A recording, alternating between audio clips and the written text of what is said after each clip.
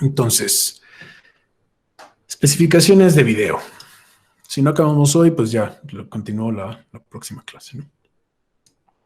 Creo que algo que más o menos ya deberían de tener claro por esta pequeña reflexión que hemos hecho desde los juguetes ópticos y la relación de dibujos que hacían, si eran 12, si eran 16, que son los cuadros por segundo, ¿no? Normalmente ustedes en los programas de edición de video o de postproducción de video lo van a encontrar como FPS, que es el acrónimo de frames per second, ¿no? Cuadros por segundo. Entonces, como habíamos platicado y todos en este punto ya deberían de tener perfectamente claro, el inicio del cine se toma como 16 cuadros por segundo, ¿no? El cinematógrafo que estamos viendo de los hermanos Lumière, o que vimos hace poco, filma a 16 cuadros por segundo. Y esto se proyectaba también a 16 cuadros por segundo, y lo que daba eso era pues una sensación de movimiento.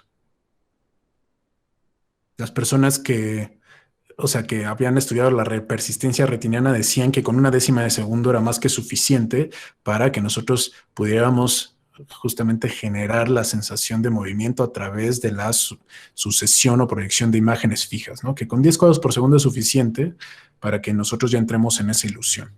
Sin embargo, hoy en día la verdad es que si ustedes ven algo a 15 cuadros por segundo, como están viendo ahí en pantalla, obviamente la transmisión de Google Meet, en este caso, puede estar influenciando en qué velocidad de reproducción ustedes están viendo esos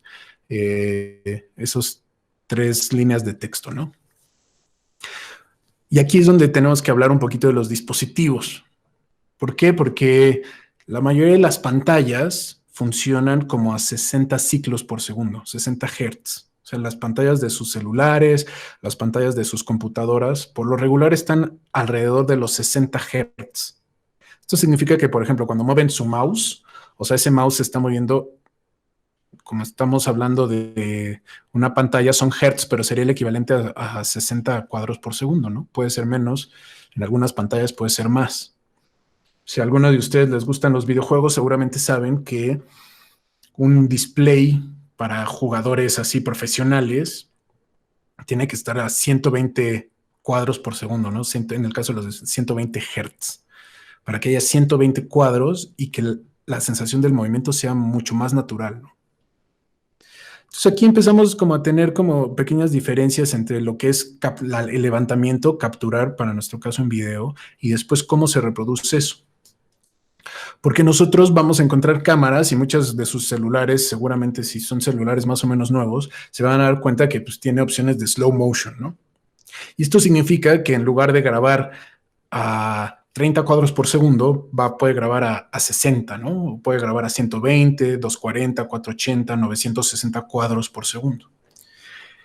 Y obviamente, pues esta velocidad de captura o de levantamiento, pues va a hacer que nuestra obturación también cambie, ¿no?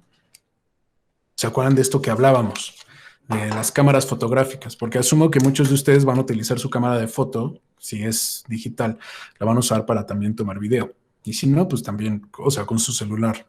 En esta materia no va a haber problemática con si necesitamos un dispositivo profesional o no, sobre todo porque las cámaras de video profesionales son muy caras, ¿no? Entonces,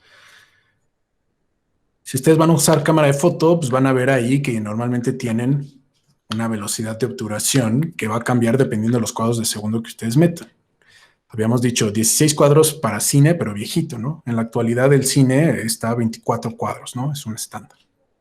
Después hay otro estándar que se llama PAL, que es 25 cuadros por segundo, que era como las televisiones en Europa manejaban la frecuencia de cuadros. Mientras ellos estaban a 25 cuadros, acá había un sistema en el norteamericano que se llamaba NTSC, que era a 30 cuadros por segundo, que se compartía con otras partes del mundo. Y en la actualidad, o sea, nosotros a nivel de televisión sigue siendo 30 cuadros por segundo, ¿no? Entonces, 24 cine, 25 PAL, 30 cuadros por segundo, NTSC, sistema norteamericano. YouTube, por ejemplo, porque pues eso ya son cosas como de viejitos, ¿no? Aparte, ¿qué material que ustedes produzcan se va a reproducir en una tele, ¿no? Seguramente no, se va a reproducir más bien en un display o en un LCD que ya también trabaja más bien conectado con computadoras. Entonces, pensando en videoarte, videoinstalaciones, pues normalmente ustedes se van a ir por 30 cuadros por segundo. ¿Por qué no por 24? Porque 24 da una sensación de cine. Entonces, si estuvieran en el CCC, por ejemplo, en el Centro de Capacitación Cinematográfica, o en el CUEC, que ahora no sé cómo se llama, le cambiaron el nombre, normalmente para mantener esta sensación del cine, de que lo que estás viendo es cine, sí serían a 24 cuadros, ¿no? Y ahí es donde solamente quiero recapitular que si ustedes están tomando 30 cuadros, como tienen que exponerse el sensor, digamos, en ACO, gracias, Sofía, tiene que exponerse cada uno de esos 30 cuadros en un segundo, pues la velocidad de obturación que nos va a dar nuestra cámara, pues va a ser el mínimo de un treintavo. O sea, ustedes no pueden tirar un video a de 30 cuadros por segundo, no lo pueden tirar a un quinceavo de segundo, ¿no? Porque no es posible que 30 cuadros por segundo se expongan durante un quinceavo de segundo. Entonces, si ustedes tiran a 30 cuadros por segundo, su obturador mínimo va a ser un treintavo de segundo. Hay cámaras que sí lo pueden hacer, pero de nuevo son como cosas fuera de nuestras posibilidades y nuestro alcance. Ahora, aquí hay una relación un poco que es importante, y es, si ustedes están tomando 30 cuadros por segundo a un treintavo y alguien se mueve, ese movimiento se va a ver barrido, ¿no? Porque en un treintavo de segundo, acuérdense, si ustedes tomaban una foto en un treintavo de segundo y alguien se estaba moviendo, se alcanzaba a ver un barrido. Era difícil que alguien, incluso medianamente quieto, se percibiera como que estaba completamente estático. Siempre hablamos en foto como de, pues tira un sesentavo de segundo, ¿no? Tira un 125 de segundo. Entonces, en video hay una regla muy sencilla que es, si ustedes están tirando a 30 cuadros por segundo, entonces su obturación tiene que estar como al doble de eso, que sería un sesentavo de segundo. Entonces, si yo estoy tirando a 30 cuadros, pongo la obturación en un sesentavo, y lo que va a suceder es que cuando yo reproduzca ya eso en la pantalla en video, el movimiento, si bien sí va a estar barrido, se va a parecer, o es el punto como más cercano de cómo nosotros percibimos el movimiento naturalmente. O sea, va a tener el barrido necesario, pero también lo que esté quieto lo vamos a percibir como si estuviera medianamente estático, y va a ser como la relación más directa que tengamos. No sé si haya dudas hasta aquí, porque lo que acabo de decir puede ser un poquito abstracto. ¿No? ¿Se entiende más o menos? Entonces, funciona igual para todos los otros frecuencias de cuadros por segundo. Si ustedes tiran a 25 o 24, entonces su velocidad de obturación tendría que estar como al doble, ¿no? Que sería un cincuentavo de segundo. Si ustedes tiran con su cámara a un 125avo de segundo, perdón, si ustedes están tirando a 120, 125 cuadros por segundo, entonces su obturación tendría que estar al doble, que sería como un 250avo de segundo. ¿Dudas hasta aquí? Más o menos, o sea, esa es la reglita. El doble de sus cuadros por segundo es lo que ustedes ponen en obturación. Entonces, hay cámaras, como decía hace rato, que les permiten tomar a más cuadros por segundo y después reproducirlos a una menor frecuencia de cuadros por segundo. Entonces, por ejemplo, si ustedes llegan a tomar un video en 60 cuadros por segundo y lo reproducen a 30, entonces lo que sucede es que lo que sucedió en un segundo frente a la cámara, al momento de reproducirlo ya en la computadora, se reproduciría en 2 segundos, ¿no? Veríamos las cosas en slow motion justamente al doble de tiempo, o sea, durarían lo doble. Si ustedes tiran, su cámara les permite o su celular les permite tirar a 120 cuadros por segundo, entonces ustedes pueden reproducir esos 120 cuadros a 30 cuadros y van a ver lo que sucede en un segundo, lo van a ver reproducido en 4. O si lo reproducen en lugar de 30, lo reproducen a 25, podrían ver lo que sucede en 120 cuadros por segundo, que ustedes lo levantaron, lo pueden reproducir. Lo que duró un segundo lo pueden reproducir en 5. Y así es como funcionan básicamente las cámaras Phantom, ¿no? Ahora, ¿de qué les sirve esto? Pues simplemente entender que para obtener ciertos resultados, como esto que estamos viendo, que se llama, es un canal de YouTube que se llama The Slow Mo Guys, que tienen o rentan o no sé si son propietarios de cámaras Phantom, que son cámaras que toman muchísimos cuadros por segundo, justamente se ponen a apreciar En el mismo sentido que Muybridge y Marey, que empezaron con estos estudios de locomoción, pues es un poco con ese mismo ánimo, ¿no? Con esa misma postura de, a través de este dispositivo, apreciar sucesos que son demasiado rápidos para que el ojo humano los perciba, pues percibirlos a través, o lograr verlos a través del medio del video. Entonces, pues solamente es una relación de a ver cuántos cuadros puedo tirar, levantar y a cuántos cuadros puedo reproducir. Aquí lo que es importante, pues nada más es recordar también que si ustedes tiran a 60 cuadros o a 120 cuadros, como cada cuadro está expuesto una menor cantidad de tiempo, necesitan más luz, ¿no? Entonces, ya sea en su celular o en su cámara, si les da chance de tirar a 60, 120, acuérdense que van a requerir de estar en una situación de mayor luminosidad. Sobre todo si le hacen caso a esto de tiro a 120, pues entonces mi obturación está a 250 de segundo, o sea, necesitan muchísima luz, ¿no? Entonces es una de las problemáticas un poco con irse a velocidades o frecuencias de cuadros por segundo muy elevadas. Va. Entonces eso queda más o menos claro. Si no, levanten su manita ahí en el chat para solucionar cualquier duda. Ahora, vamos a hablar de resoluciones.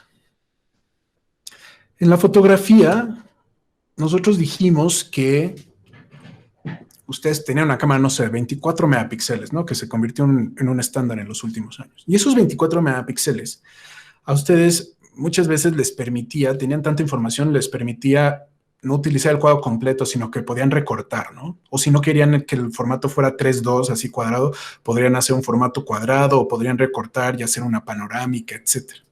Y la fotografía, como no tiene, o sea, más allá del sensor o de la película que sí nos dictaba una relación de aspecto, la fotografía, pues al final ustedes podían hacer cualquier formato, que es pues, lo mismo que hacen cuando van a pintar o a dibujar, ¿no? Ustedes lo que hacen cuando van ahí a pedir un lienzo, pues deciden, pues quiero un lienzo de tanto por tanto, ¿no? Ustedes estaban decidiendo cuál era las dimensiones, la relación de aspecto de su lienzo, porque es parte del proceso creativo, decir esto lo quiero cuadrado, esto lo quiero rectangular, esto quiero hacer una tira súper, súper extensa, ¿no? Y en foto eso lo podríamos seguir haciendo, pero en video tenemos una gran problemática. En video estamos limitados por los displays, porque el video siempre se va a ver a través de un dispositivo, ya sea la pantalla de una computadora, un televisor, una tablet, la pantalla de su celular. Entonces, estos dispositivos normalmente lo que generan es o adaptan el tamaño del video. Entonces, no sé, cuando ustedes ven alguna película viejita, pues, le aparecen como unas franjas al lado, ¿no? En sus pantallas que son panorámicas de relación 16:9, o sea, significa que tienen 16 unidades de base por 9 de altura y eso da un rectángulo un poquito alargado. Cuando ven películas viejas, de repente aparecen unas franjas negras a los lados, ¿no? O al revés, si ustedes eran niños y tenían de estas teles que eran como gorditas, ¿no? Pantallas planas, que se llamaba de tubo catódico, y ponían una película, muchas veces aparecían unas franjas negras arriba o abajo. O incluso ahora en YouTube a veces aparecen estas franjas negras. Y eso quiere decir que la película o el contenido que están viendo está en un formato todavía más panorámico, ¿no?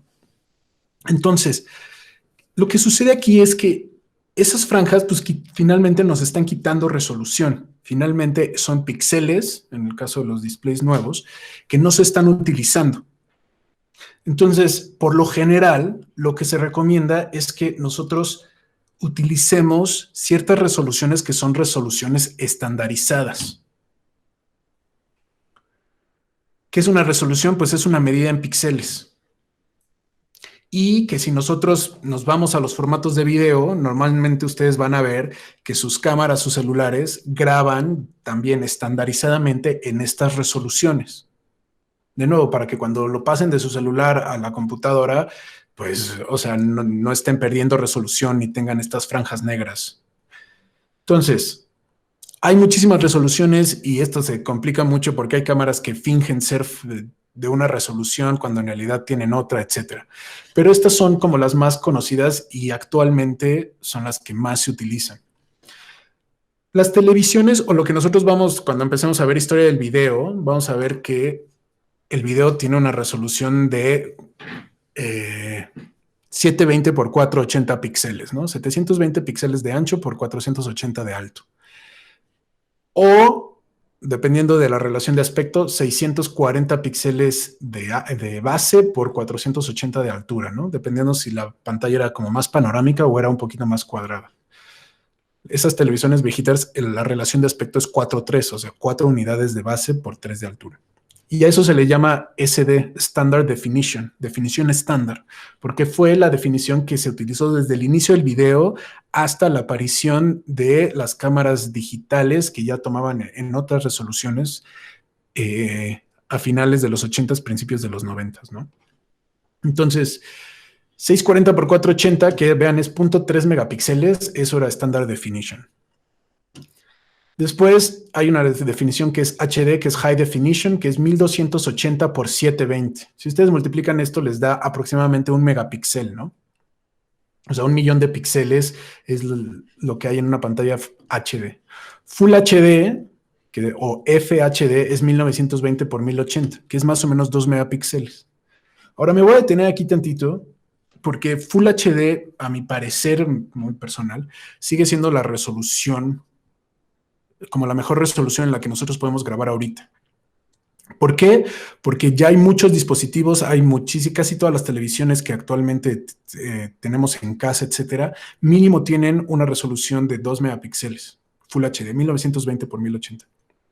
Si su celular de nuevo es medianamente nuevo y es de gama media hacia arriba, seguramente tiene más de, o mínimo esta resolución de 1920 por 1080. Entonces, esto significa que si yo grabo con mi cámara o mi celular en Full HD, con todos esos píxeles, toda esa información, y lo subo a YouTube, bueno, la gente va a poder ver en sus dispositivos esa misma resolución. Y eso mismo no sucede con las resoluciones más grandes, ¿no? Como 4K o Ultra HD. Estas son cuestiones comerciales, ¿no? Pero 4K pues, es como el nuevo estándar que nos quieren vender y entonces te dicen que tu televisión que es Full HD pues ya no sirve porque pues lo nuevo es 4K y Netflix ya te hace streaming en 4K y nos quieren vender la idea de que no funciona, o sea, de que esto es lo nuevo y que necesitamos a fuerzas tener un display, una computadora con una pantalla en 4K o una televisión, que 4K pues ya son 8 megapíxeles, estamos hablando de 4 veces la resolución. Y justamente aquí abajo se alcanza a ver un poquito cómo funcionan los tamaños de las resoluciones. Y desde el HD, perdón, desde el Full HD, básicamente cada que aumenta por 4. O sea, Full HD es la parte de 4K y 4K es la parte de 8K, ¿no? Que ya, vean, o sea, son imágenes de 7000 por 4000 píxeles. Estamos hablando de casi 40 megapíxeles de resolución, ¿no? Ahora imagínense 40 fotos de 40 megapíxeles a 30 fotos por segundo, pues obviamente mientras más elevada sea la resolución, también nuestros archivos empiezan a ser más y más elevados. Pero la verdad es que no hay que irse un poco por esa vía. Con que ustedes tengan algo Full HD es suficiente. ¿Por qué? Porque cuando ustedes ven una pantalla de 80 pulgadas Full HD a 2,5 metros o ven una pantalla de 80 pulgadas 4K a 2,5 metros, nuestros ojos no tienen la capacidad de resolver ese nivel de detalle. A 2,5 metros ya se van a ver exactamente igual. Se vería la diferencia si se acercan, ¿no? Y en una se dirán, esta obviamente tiene más nitidez y más resolución que la otra. Pero a menos de que vayan a proyectar en cine, ahí sí necesitarían 4K, pero si no, con Full HD es más que suficiente para dispositivos y sobre todo para que no tengan archivos tan pesados y a la hora de que vayan a subir sus cosas a YouTube, pues sea más ligera la carga, ¿va? Entonces, ese es un poquito en relación de resoluciones estándar, ¿no? Full HD, 4K, etcétera. ¿Alguna duda con respecto a esto? También para que sepan qué opciones elegir ahí en los settings de su aplicación de video de su celular o en su cámara directamente. Ok. ¿Qué hora es? Todavía alcanzamos. Ahora, formatos.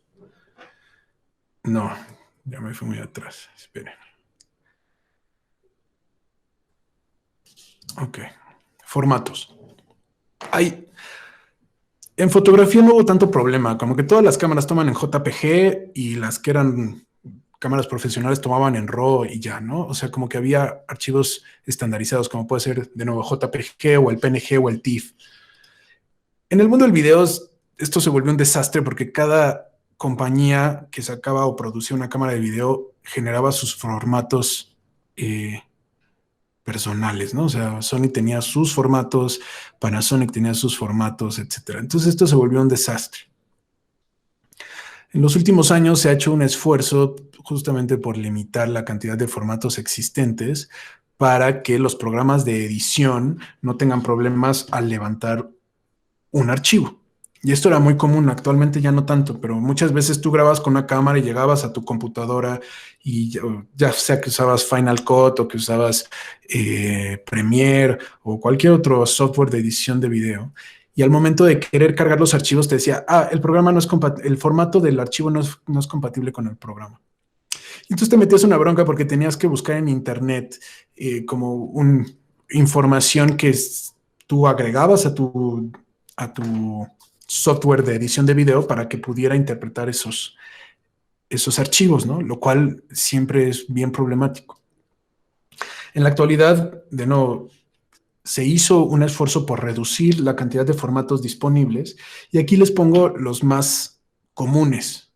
De hecho, los formatos de video más comunes y que por lo general cualquier programa de edición de video los acepta son los .mov, que es el formato de QuickTime, que es formato de Apple, pero no importa que sea de Apple, o sea, aunque tú los abras en Windows, los abre perfectamente. Y de hecho, casi todas las cámaras fotográficas, si tienen por ahí una Nikon D3200 o si tienen una Canon T5 o algo por el estilo, van a grabar en .mov y se ha convertido en un estándar. Ustedes pueden subir un .mov directo a YouTube sin problema. El otro formato súper estandarizado es el MP4, que también reconocido y muchos celulares graban en MP4 y también si los quieren subir a Vimeo o a YouTube sin problema. Entonces, si ustedes tienen la posibilidad de grabar o elegir qué formatos quieren en su aplicación o en su cámara, elegir cualquiera de estas dos. De ahí hay un montón de otros formatos de video. El .avi es uno de los más importantes porque fue el primer formato digital de video que existió. Entonces, por lo general, cualquier archivo se puede convertir a AVI y después justamente lanzarlo a su programa de edición de video. El .flb es un formato que no es muy común, pero que en los últimos años todavía para subir material de video, por ejemplo, a las plataformas del Fonca, cuando ustedes hacían sus proyectos para beca, muchas veces les pedían que lo mandaran en FLV. Entonces, solo para que lo contemplen y bueno, puse ahí un formato muy común de Windows que es el Windows Media, ¿no? La cuestión acá es que si en algún momento ustedes se llegan a topar con la desagradable situación de que quieren ver un video y ese video no está disponible o no lo pueden ver con su reproductor de QuickTime o lo que sea, yo les recomiendo que bajen. Voy a abrir esta aplicación que si no la conocen es una aplicación, es un reproductor de video, no es edición de video, es solo para reproducir, que se llama VLC. Y este programita de VLC, que es aparte open source, es gratuito, ustedes entran a internet y lo descargan, está hecho y les reproduce prácticamente cualquier video, ¿no? No importa que venga de un DVD, no importa que si lo extrajeron de un Blu-ray, no importa si lo descargaron de internet, si no lo pueden visualizar con el reproductor de media de su computadora, normalmente el VLC, V de vaca, VLC es el programa que les va a permitir visualizar prácticamente en cualquier archivo de video. Y si tienen problemáticas con los formatos, o en este caso que les hablo del Fonca, por ejemplo, si ustedes convertir un video a... Perdón. Si ustedes tuvieran que convertir un video FLV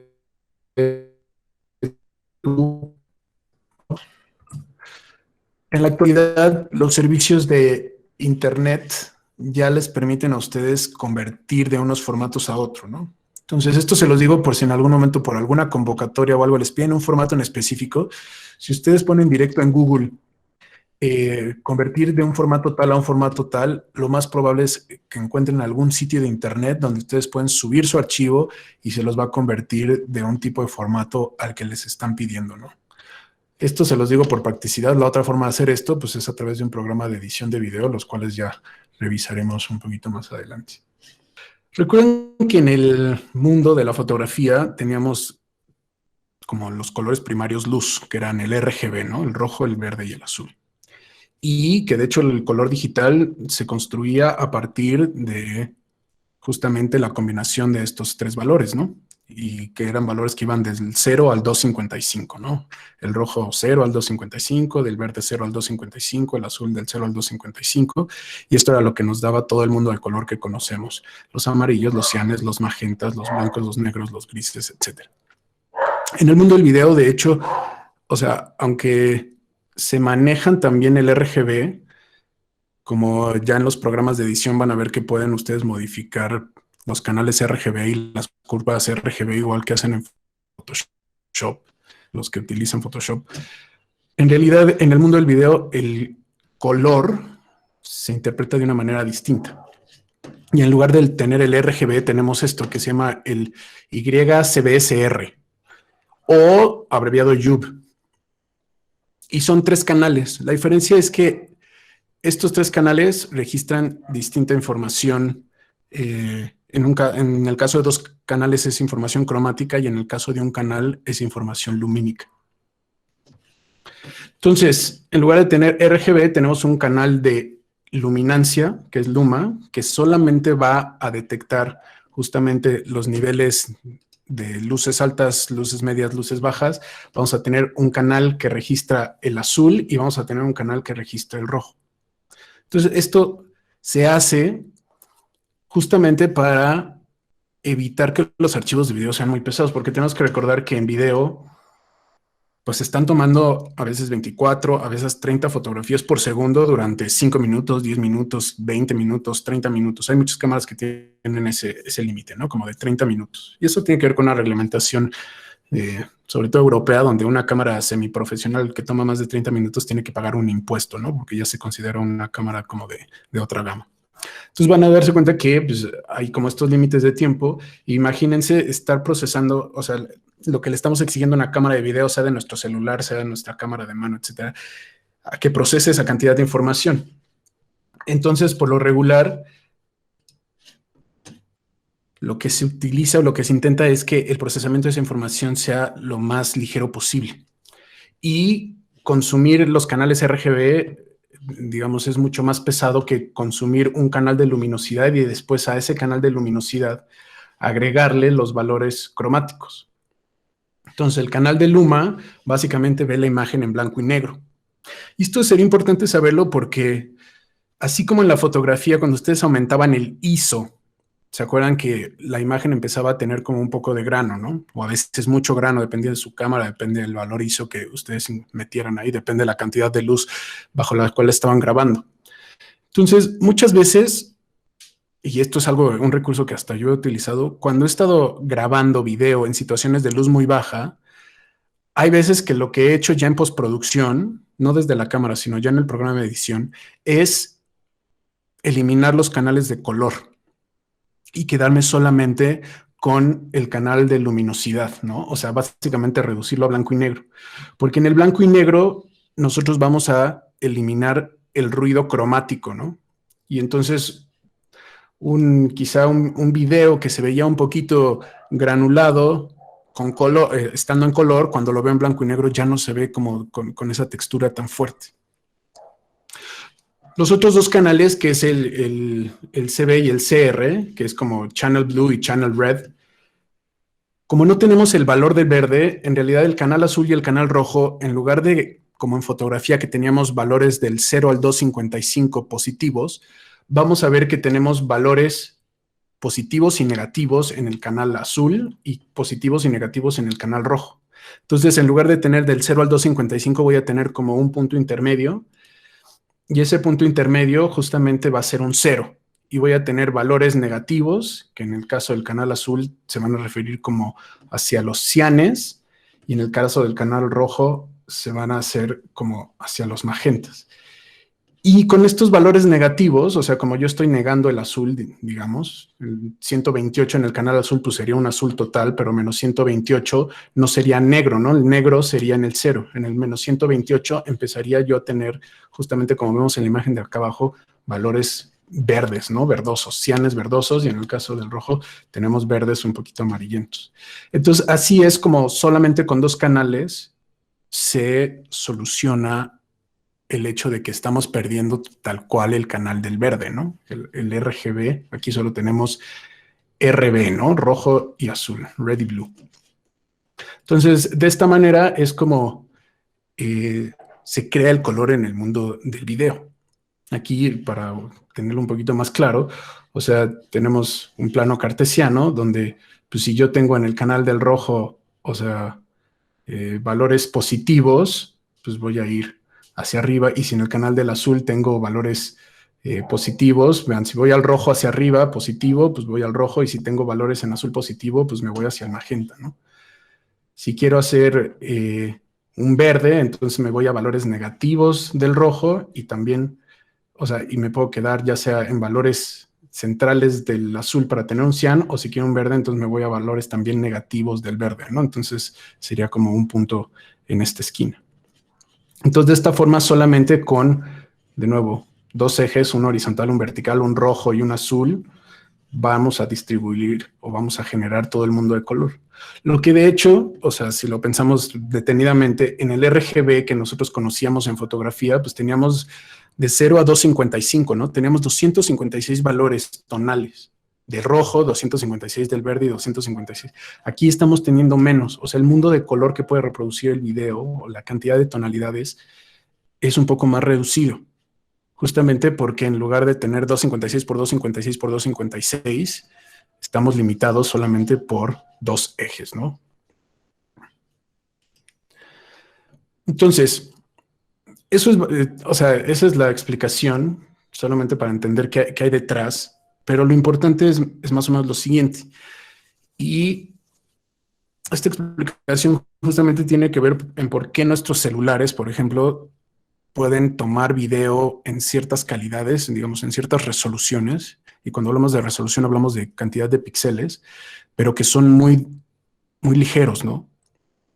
Porque ustedes pueden ver videos a través de YouTube, ¿no? O a través de Vimeo, o a través de TikTok, y por qué se descargan tan rápido. ¿Cómo se consigue que un video, que de nuevo es una secuencia de imágenes de 24, 30 cuadros por segundo, cómo hacemos que se conviertan en un archivo suficientemente ligero para después poderlo mandar por internet, ¿no?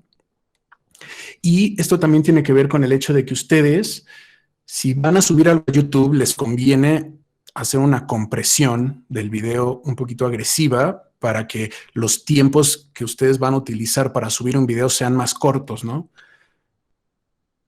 A diferencia de si ustedes, en algún caso de ustedes, quizá tuvieran una pieza de una videoinstalación o un video, algunos de ustedes se va a dedicar al videoarte, pero cuando haces una presentación en vivo desde un DVD o lo haces desde tu computadora conectado a un proyector, entonces no tienes que comprimir tanto, ¿no? La compresión finalmente degrada la imagen.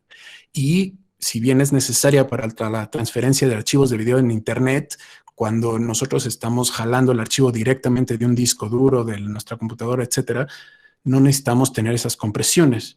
Y por eso también, o sea, si ustedes pasó ahorita con el final de Game of Thrones, ¿no? No sé si hay alguien que le gustase esa serie. Pero hubo un capítulo en la última temporada de la guerra entre los zombies y los humanos que cuando lo veías por streaming se veía muy oscuro, ¿no? Y mucha gente se quejó y dijo, oye, o sea, entiendo que la situación era de noche y todo, pero se veía muy oscuro y en muchos casos no se alcanzaba a ver qué es lo que estaba en pantalla, ¿no? Y aquí, o sea, justamente se llega a la reflexión de que los que tomaron esas decisiones de exposición y degradación de color y corrección, etcétera, lo pensaron como si fuera cine, lo pensaron como en un espacio o en un mundo de color mucho más amplio que lo que puedes reproducir cuando estás enviando un video en este caso por HBO o imaginemos por Netflix, donde la compresión hace que sobre todo los detalles en las luces negras o en las sombras más bien sean muy reducidos, ¿no? Estén muy limitados.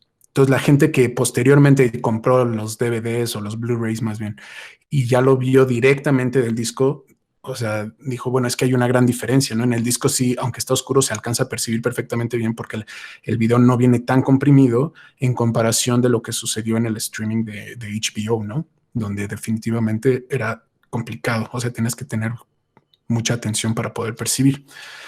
Entonces, la compresión es un proceso bastante más complejo de lo que yo voy a decir aquí, ¿no? Pero es más o menos esto, para que entendamos no solamente cómo disminuir el peso de nuestros archivos para subirlos o por qué tenemos que reducir el peso de nuestros videos para subirlos a YouTube, sino por qué también el canal de Luma es un canal que normalmente viene más limpio y con más información que los canales cromáticos. Entonces, cuando ustedes... Bueno, no, vamos a empezar al revés. Pensemos en una cámara profesional, ¿no? Una cámara de video que ni siquiera la escuela tiene, ¿no? La escuela tiene por ahí una Blackmagic que es buena, pero, o sea, pensando en cámaras realmente profesionales, normalmente no comprimen la imagen. Es como piensan en su cámara de fotos como cuando ustedes tomaban un RAW, ¿no? Que era básicamente extraer toda la información que obtuvo el sensor para después poderlo reinterpretar. Y si se acuerdan de sus clases de foto, pues el RAW era un archivo de súper alta calidad que tenía información tonal, o sea, súper amplia y que eso nos permitía a nosotros hacer correcciones muy precisas. Entonces, el equivalente de como un archivo RAW de una cámara de foto en video sería una cámara que tome en algo que se va a llamar 444. Y es como, bueno, ¿qué es 444? 444 significa básicamente que vamos a hacer como unas pequeñas matrices. Pensemos en los píxeles, ¿no? Estos que tenemos aquí ahorita en pantalla, pensemos en conjuntos de 4 píxeles, ¿no? Si nosotros tenemos tenemos una compresión de 444, significa que en mi canal de luminosidad, que es el Y, o sea, cada píxel va a tener, este 4 justamente se refiere a la primera matriz de 4, se refiere a que cada uno de estos va a tener un valor individual de luminosidad, ¿no? Por eso tiene una matriz de 4 y tiene 4 valores de luminosidad. Después va a tener otra matriz de 4 donde cada uno de estos 4 va a ser 4 valores del canal azul y después otra matriz de 4 donde va a tener 4 valores del canal rojo, ¿no? Entonces, esto significaría que en una cámara que toma 444, cada píxel tiene información individual de luminosidad, información individual de canal rojo, de canal azul, y eso nos daría un píxel que tiene un valor, digamos, único, y por lo mismo, si el píxel contiguo ya cayó sobre una sombra o sobre una tonalidad un poco distinta, o sea, cada píxel va a tener su valor individual, ¿no? Y esto va a ser, o sea, guardar toda esa información, de nuevo, por píxel de una cámara 4K que toma 8 megapíxeles por cuadro a 30 cuadros por segundo, eso significa que el archivo es súper pesado, ¿no? Ahora, hablemos, por ejemplo, de una cámara semi-pro, ¿no? Como la que tiene la escuela ahí en el taller de video, que es una Blackmagic. Va a tener, o sea, hay compresiones que en lugar de ser, como vimos, 444, este es 422. ¿Qué significa eso? Bueno, que va a tener, cada píxel va a tener su propia interpretación de luminosidad, o sea, va a haber, en cada matriz de 4 píxeles va a haber un valor de luminosidad por cada píxel individual, ¿no? La diferencia es que, ahora que dice 22, significa que el muestreo de color ya no va a ser por píxel, ¿no? Sino va a ser por cada 2 píxeles. O sea, en lugar de hacer 4 muestreos para una matriz de 4 píxeles, va a ser 2 muestreos del canal rojo, 2 muestreos del canal azul, y eso se lo va a aplicar a 2 píxeles en lugar de a 4. Entonces, básicamente está eliminando, o sea, la información de 2 píxeles en cuanto a canal rojo y canal azul, ¿no? Y por eso ahora se ven así.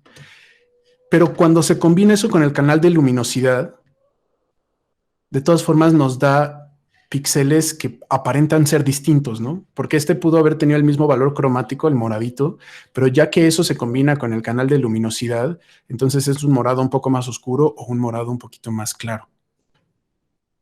Entonces da la apariencia de que tiene más información, ¿no? Da la apariencia de que cada píxel en realidad pues sigue teniendo un valor independiente, aunque a nivel de croma ya vimos que lo redujo.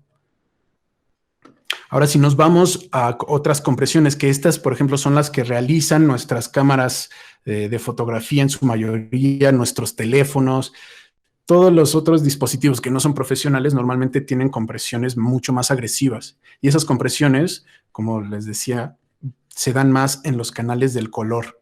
El canal de la luminancia siempre mantiene un valor independiente individual de luminosidad. O sea, cada píxel sí va a tener un valor de blanco a negro que es individual, ¿no?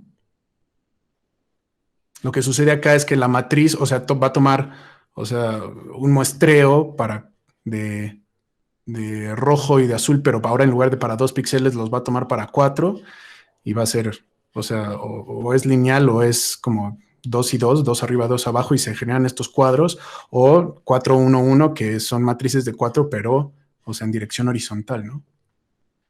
Y al final, de nuevo, esto combinado con el canal de luminosidad, pues hace aparentar que los valores de estos píxeles son distintos, ¿no? Pero ya vimos que en realidad no es así. Lo que se está comprimiendo es el color. Entonces nosotros vamos a ver la degradación de un video, sobre todo en los colores. Y seguramente les ha pasado, sobre todo cuando el internet está un poco lento y entran a YouTube y ven un videíto, o si han grabado alguna vez o si han visto las grabaciones que hicieron con sus primeros celulares que no tenían tanta calidad como ahora y que la compresión era todavía más agresiva, siempre se alcanzan a ver como estos cuadros, ¿no? O incluso aquí en las reuniones de Meet, cuando de repente se empieza como a trabar y en automático la plataforma reduce el ancho de banda para que el video, digamos, llegue lo mejor posible, lo que sucede es que se empiezan a ver como estos bloques de color macizo, ¿no? O sea, como si de repente, que nosotros en la cultura contemporánea le llamamos como glitch, ¿no? Que un video se glitchea, o sea, que le salen como todos estos artefactos visuales que normalmente están compuestos por varios cuadros de distintos tamaños que de repente se convierten como en parches de color, o sea, de la misma tonalidad. Y es justamente por esto, porque se está comprimiendo demasiado el video. Entonces, la compresión, de nuevo, hay que adecuarla según la salida. Si ustedes van a YouTube, pueden comprimirlo. Hay gente que le gusta, aunque se tarde muchísimo, subir sus videos sin compresión, porque de todas formas YouTube, ya que ustedes suben su video, YouTube lo vuelve a procesar. ¿Para qué? Pues para convertirlo a formatos y compresiones que la plataforma reconozca, ¿no? Cuando ustedes suben un video a YouTube y no sé si lo han hecho, ¿no? Justo ahora que subieron stop motion y estas cosas, seguramente se dieron cuenta que decía, bueno, subiendo video.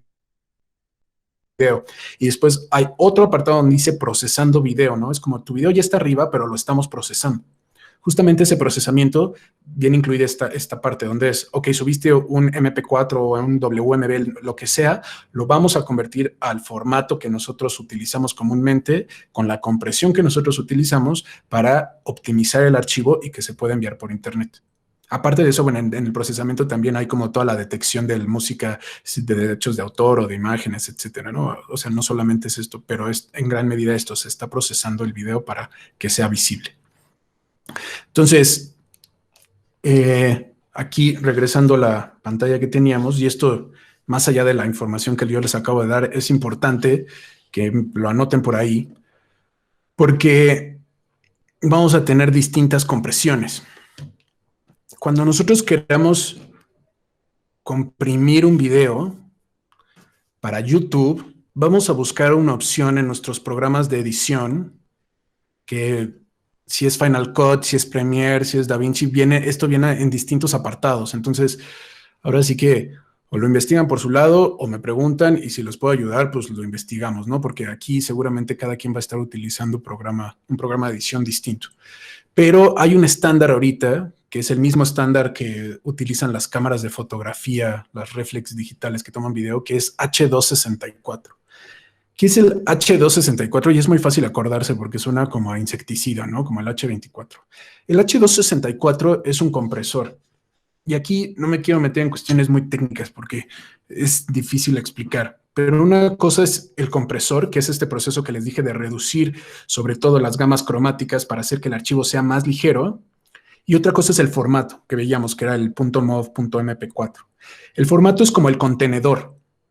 Su archivo va a decir timelapse.mov o timelapse.mp4.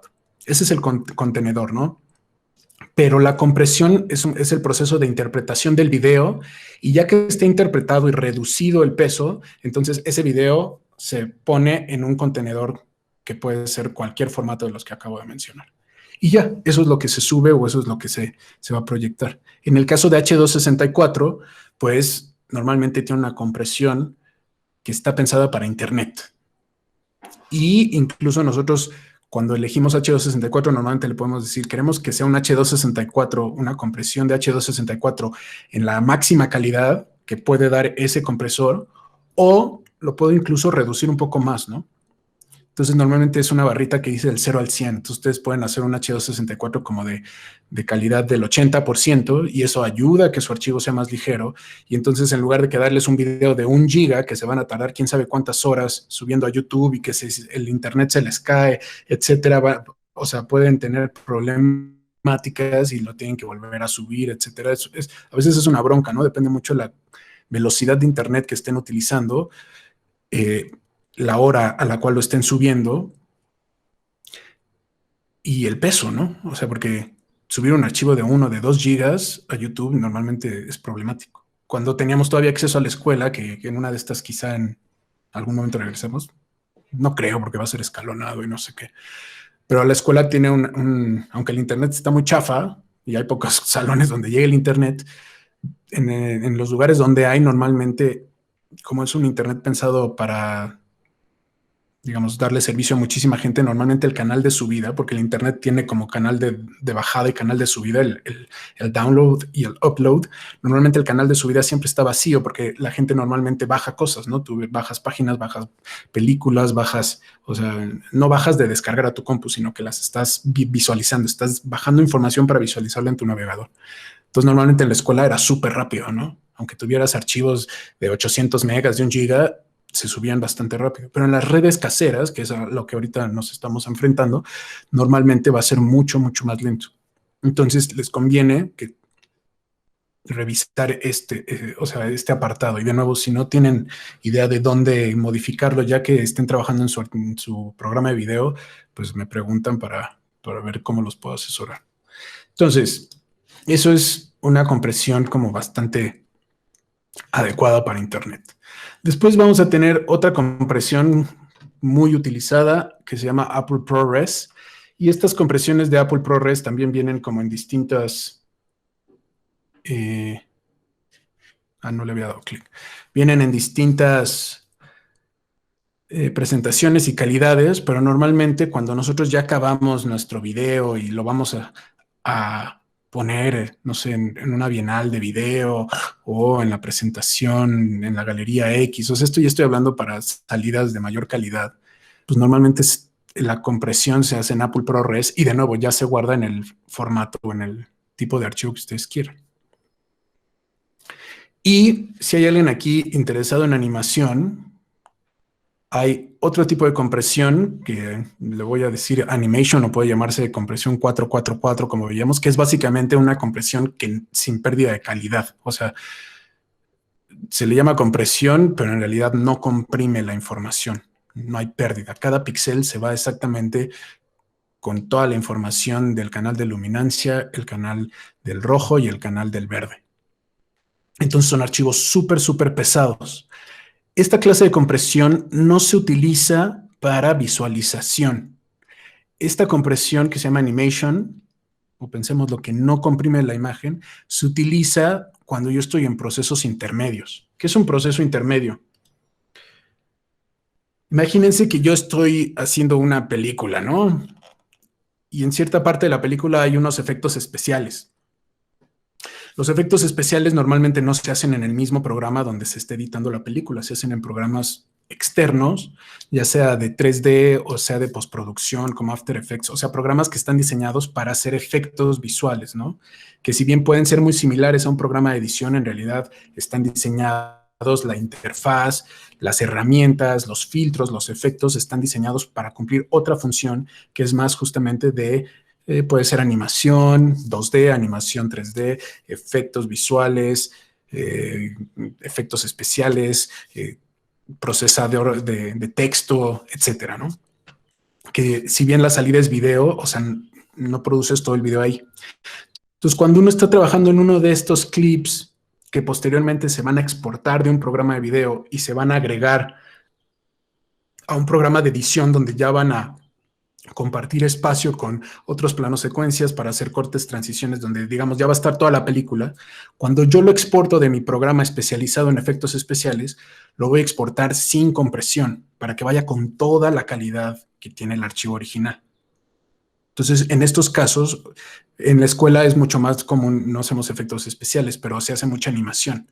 Entonces, cuando ustedes están haciendo como pequeños segmentos de animación y después esos los exportan y los van a posteriormente en un programa de edición de video, ahí sí ya van a hacer los cortes y van a ir acomodando su historia y van a meter la música y al narrador, etcétera, todo esto que es un proceso de edición. Entonces, todas esas animaciones las exportan sin compresión, en Animation o en 444, etcétera. ¿Por qué? Porque cuando ya llegan al programa de edición, donde se hace todo el trabajo de montaje, que es un término que ya vi que varios empezaron a utilizar ahí en los comentarios del capítulo 3 y el 4 sobre qué es el montaje, que es pues básicamente toda la toma de decisiones sobre la narrativa, sobre los ritmos, etcétera. Lo que sucede es que ya que terminé mi película, mi trabajo de edición, cuando yo lo exporto de ahí, ahí va a sufrir una compresión. De nuevo, esta compresión pensando si es para internet, si es para DVD, si es para Blu-ray, etcétera, etcétera. Entonces, yo lo que quiero evitar en la medida de lo posible es que un material que yo estoy utilizando sufra varias compresiones a lo largo del camino del proceso de postproducción y edición de video. O sea, no quiero comprimir ese archivo cuando sale postproducción porque lo meto al de edición y después del de edición lo vuelvo a comprimir cuando ya lo subo a YouTube, ¿no? Y en YouTube quizá lo vuelven a comprimir. Entonces hay que intentar evitar compresiones intermedias para que el archivo llegue al final con la menor cantidad de degradación posible en relación a calidad. ¿Esto queda más o menos claro? Sí. Ok, gracias. Entonces, vean, esto que estamos viendo ahí son como ejemplitos pequeñitos de cómo se ve la compresión de una escena, ¿no? Cuando ya comprimimos el color. No sé si la resolución de la videollamada permite que se vea, pero pues justamente hay como una pérdida de nitidez, hay una pérdida de resolución como en el color, como que los colores empiezan a compartirse o a mezclarse un poco, no está tan definido dónde empieza un color y dónde termina otro, o sea, se empiezan como a mezclar conforme la compresión va siendo cada vez más agresiva, ¿no? Ahora, para ser perfectamente honestos, yo creo que depende siempre de dónde los vamos a visualizar, porque en la actualidad la mayoría o la mayor parte de contenido audiovisual que consumimos, pues los consumimos de dispositivos medianamente pequeños, ¿no? Pensemos principalmente o primordialmente en el celular. Entonces, o sea, si ustedes están viendo algo Full HD, pero lo están viendo en una pantallita así pequeñita, pues entonces la compresión ni siquiera va a ser perceptible, ¿no? Sería perceptible si metieran ese celular quizá en unos gogles de realidad virtual o algo así, y ya viendo el píxel grandote sí se vería la pérdida de calidad, ¿no? De la misma forma, si lo están viendo en su tele, pues no tiene nada que ver a si vieran exactamente lo mismo en una proyección de cine, ¿no? En el cine sí alcanzarían a ver quizá esta pérdida de calidad, mientras que la tele, ya viéndola a 3 metros de distancia, quizá ya no es tan visible, ¿no? Entonces, bueno, hay muchos tipos de compresores y, por ejemplo, Netflix y todas estas plataformas, Disney Plus, HBO, Amazon Prime, tienen distintas formas de comprimir sus archivos para pues, utilizar menos recursos y que sus servidores no estén tan demandados en mandar información para enviar un archivo lo más ligero posible, pero que aún así pues, se vea bien en sus dispositivos, ¿no? Entonces, es básicamente para eso y la compresión siempre va ligada a la salida. ¿Hasta aquí dudas? ¿Alguna duda de lo que he dicho? ¿Todo bien? Ok. Todo bien. Entonces, en el mundo del video hay algunas cosas que se parecen a la fotografía, porque pues, lo hemos tomado como una extensión, ¿no? Justamente por la relación de las cámaras de foto con las cámaras de cine, y aunque nuestras cámaras ya no son analógicas ni electrónicas y son digitales, pues seguimos manteniendo como ciertas nociones como es el ISO, son el iris o el diafragma, como es la obturación. A veces en algunas cámaras digitales no se llama ISO, ¿no? Se llaman decibeles. Entonces tú le subes a los decibeles, que es amplificar la señal, o bajarle a los decibeles, que es disminuir la señal de amplificación que está haciendo el sensor digamos, de la señal lumínica que está recibiendo, ¿no? Pero es lo mismo que el ISO. El ISO, cuando ustedes suben de ISO 100 a 200, pues están amplificando la señal. Es básicamente eso. Entonces, supongo que todos aquí saben lo que es un histograma, ¿no? Si tomaron fotografías, si entraron a Photoshop, se han editado una imagen, han visto uno de estos recuadritos donde pues, se ve una curva, donde se grafica básicamente la información de la luz, ¿no? Y si ustedes ven que su histograma está muy tirado, hay mucha información del lado derecho, pues es que hay mucha luz. Si está muy tirado del lado izquierdo, es que hay poca luz. En realidad, este es un conocimiento que ustedes ya más o menos deberían de tener. Y a menos de que me digan ahorita que alguien no, o sea, no sabe lo que es un histograma, me puedo detener a explicarlo un poquito más a detalle, pero... O sea, según yo, no tendría que ser absolutamente necesario. Entonces, todos saben lo que es un histograma y cómo sirve para leer un poco si nuestra imagen está bien expuesta o no. Sí. Sí. Bueno, dijo que no. Okay. Entonces, en el video, pues, también vamos a tener el histograma. Pero en el video tenemos otras herramientas, que esto va a depender de sus cámaras, ¿no? Y no solamente de sus cámaras, sino de la aplicación. Por ejemplo, si van a usar su celular, les puedo yo recomendar una aplicación que desgraciadamente tiene costo, pero que a pesar de ser en un dispositivo móvil, ya les empieza a ofrecer algunas de estas herramientas que les pueden ayudar potencialmente a tomar videos de más alta calidad con su mismo dispositivo, ¿no? Que en lugar de utilizar la aplicación que utiliza predeterminadamente el celular para grabar, al descargar una de estas aplicaciones especializadas, tienen más control sobre el resultado que van a obtener. Entonces, a veces vale la pena. Una de estas herramientas, que pues, de nuevo es anecdótico porque no sé si alguno de sus cámaras lo tenga, pero se llama la cebra. Y la cebra es básicamente que nosotros le podemos decir a la cámara que nos ponga esta textura, como se está viendo en el cielo, rayada, cuando los valores de luminosidad alcancen cierto nivel, ¿no? Que puede ser el blanco al 100%, el blanco al 95%, el blanco al 90%. Nosotros le podemos decir cuando alguna parte de nuestra imagen llegue al blanco total, ponle esta textura rayada,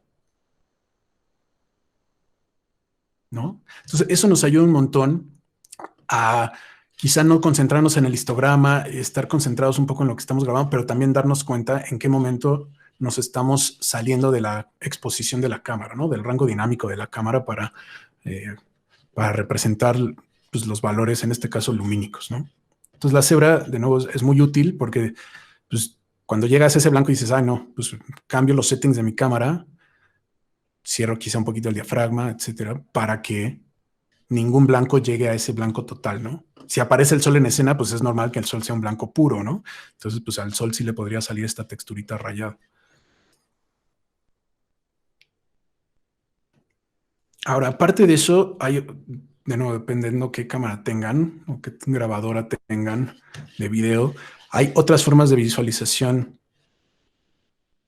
que no son como el histograma y que de hecho, cuando en mi caso particular, por ejemplo, a mí me gusta más trabajar con estos que con el histograma de Photoshop. Porque de repente estas formas de interpretación a mí me dan como más información que el histograma por sí solo, ¿no?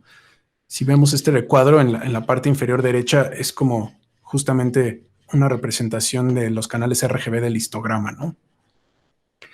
Y entonces, ¿qué son los otros? Bueno, los otros justamente es lo mismo, pero añadiéndole como más información. Si vemos inmediatamente el de arriba, o sea, vemos que también como que se alcanza a ver muy bien delimitado el canal verde, el canal rojo, el canal azul. Pero a diferencia del histograma donde nuestra información de sombras está ubicada del lado izquierdo y nuestra información de luces está ubicada del lado derecho, en este que se llama waveform, forma de onda, si nosotros vemos que un valor está arriba, es que pues, es muy blanco y un valor que está muy abajo es negro. Y aparte, vamos viendo como los valores o sea, por la ubicación del píxel. O sea, lo que vemos del lado izquierdo en esta forma de onda, si nosotros viéramos la escena, serían los valores lumínicos que están del lado izquierdo. Aquí en el centro serían los valores lumínicos de lo que está exactamente al centro de nuestro encuadre, y lo que está del lado derecho serían los valores lumínicos de lo que está del lado derecho. Entonces es bien, o sea, es mucho más fácil identificar. Por ejemplo, si yo tengo algo muy blanco, yo podría ver esta manchita blanca y decir, la exposición de ese elemento ya vi que está alrededor del, no sé, del 70% de luminosidad. Y entonces es mucho más fácil asociar como qué objetos están produciendo qué luminosidad, ¿no? Y en el histograma no, en el histograma vemos como, sí está claro o oscuro, pero no sabemos cuál es el valor de luminosidad de la playera del personaje que estoy viendo, o del fondo, o del reloj que está en la pared de atrás, etcétera, ¿no? Entonces, no me voy a detener mucho más. Este es un waveform, pero separado por ondas, y este se llama vectoroscopio, que pues también es una forma de ver la saturación del color, ¿no? Si toda esta información está al centro, pues es un color que tiene poca saturación y podemos ver hacia dónde se inclina cada uno de los colores. Y cuando llegamos al mundo de la televisión, pues eso, o del cine, o de la edición de video y la corrección de cada camino que vaya a tomar cada uno de ustedes, pero es muy útil poder ubicar dónde están nuestros colores en un plano como cartesiano de hue y saturación. Hay otra forma de que la mayoría de las cámaras semiprofesionales y profesionales tienen de visualización, que se llama el color falso, ¿no? El false color. Y el false color lo que tiene es que en lugar de decirnos, o sea, como esto es muy alto, muy bajo, más bien le pone como un filtro, digamos, a la imagen, y las distintas luminosidades son representadas con distintos colores. Entonces el negro lo pone, por ejemplo, con morado. Y esto cambia de marca a marca, ¿no? Pero es como en esta imagen, es como, si tú lo ves morado es porque es un negro absoluto. Lo que ves en azul es como un negro con detalle. Lo que se ve ahora sí como en gris oscuro y en gris claro son todavía tonalidades oscuras, pero que ya empiezan a tener detalle. Lo que ves en verde es como una tonalidad media, o sea, como un gris medio. Y lo que se está viendo, por ejemplo, en color como rosa claro, como color mamey, pues justamente es para pieles caucásicas. O sea, esto no sirve muy bien para pieles latinoamericanas ni para pieles de afrodescendientes, pues porque la exposición es distinta, ¿no? Pero bueno, vivimos en un mundo donde todo está centralizado en la gente de color clarita. Entonces, bueno, es solamente un comentario, porque ellos es como para, si tú lo ves rosita, es que las pieles están bien expuestas, pero pues de nuevo son pieles que tienen un nivel de luminosidad y que pertenecen a una etnia en específico, ¿no? Y de ahí, pues también hay veces que aparecen manchas amarillas y rojas que ya te indican que hay demasiada luz, ¿no? Que es demasiado. Y el rojo sería el rojo completo. Entonces, estas formas de representación de la luminosidad también son muy útiles justamente para saber cuál es una exposición correcta. Y si bien esto no lo van a tener a la mano, no está de más que lo sepan por si en algún momento se meten a trabajar en una casa productora o empiezan a hacer chamba audiovisual, ¿no? Entonces, esas son como un poquito o sea, como las guías que se pueden generar en las cámaras de video para ayudarnos a la exposición.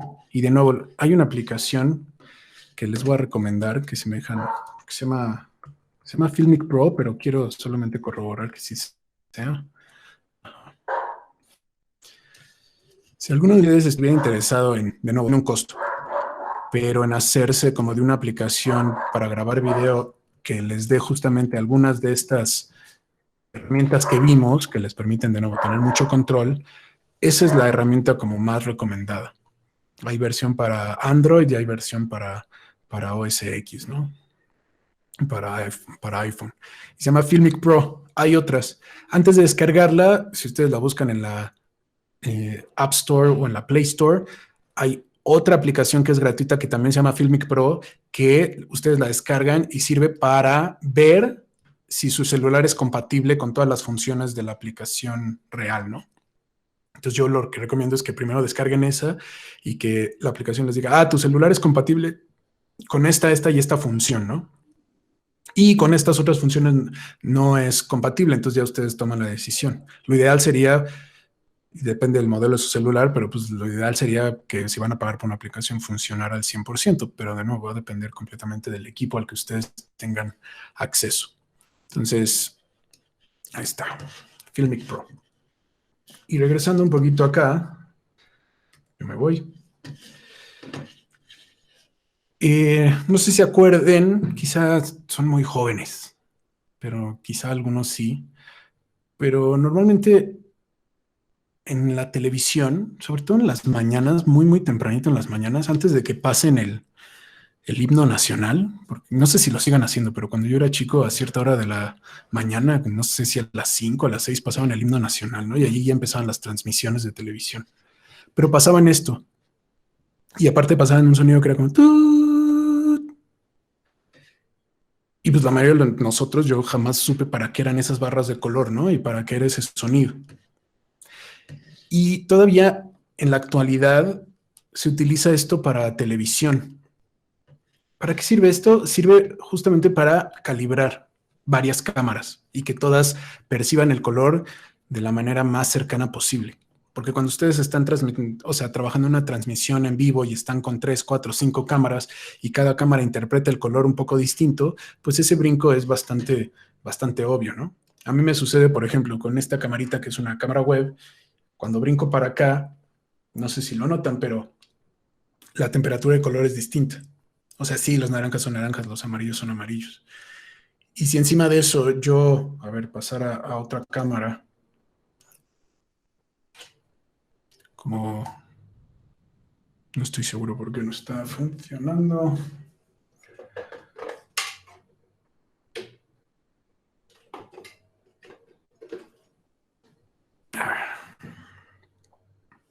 Si yo pasara a otra cámara, que no sé por qué no, tengo que checar por qué no se ve, pero claro, no se ve porque tiene la tapa puesta. Si yo paso a otra cámara, esta otra cámara va a tener una tonalidad distinta. Entonces vean el color de mi mano ahí. Si la ven acá, es como... ¿Por qué no cambió? Espera. Video USB. A ver, sí, ahí está. De nuevo. Entonces aquí mi mano es como de cierta tonalidad. Cuando paso a esta, mi mano es como un poquito más azul, etcétera.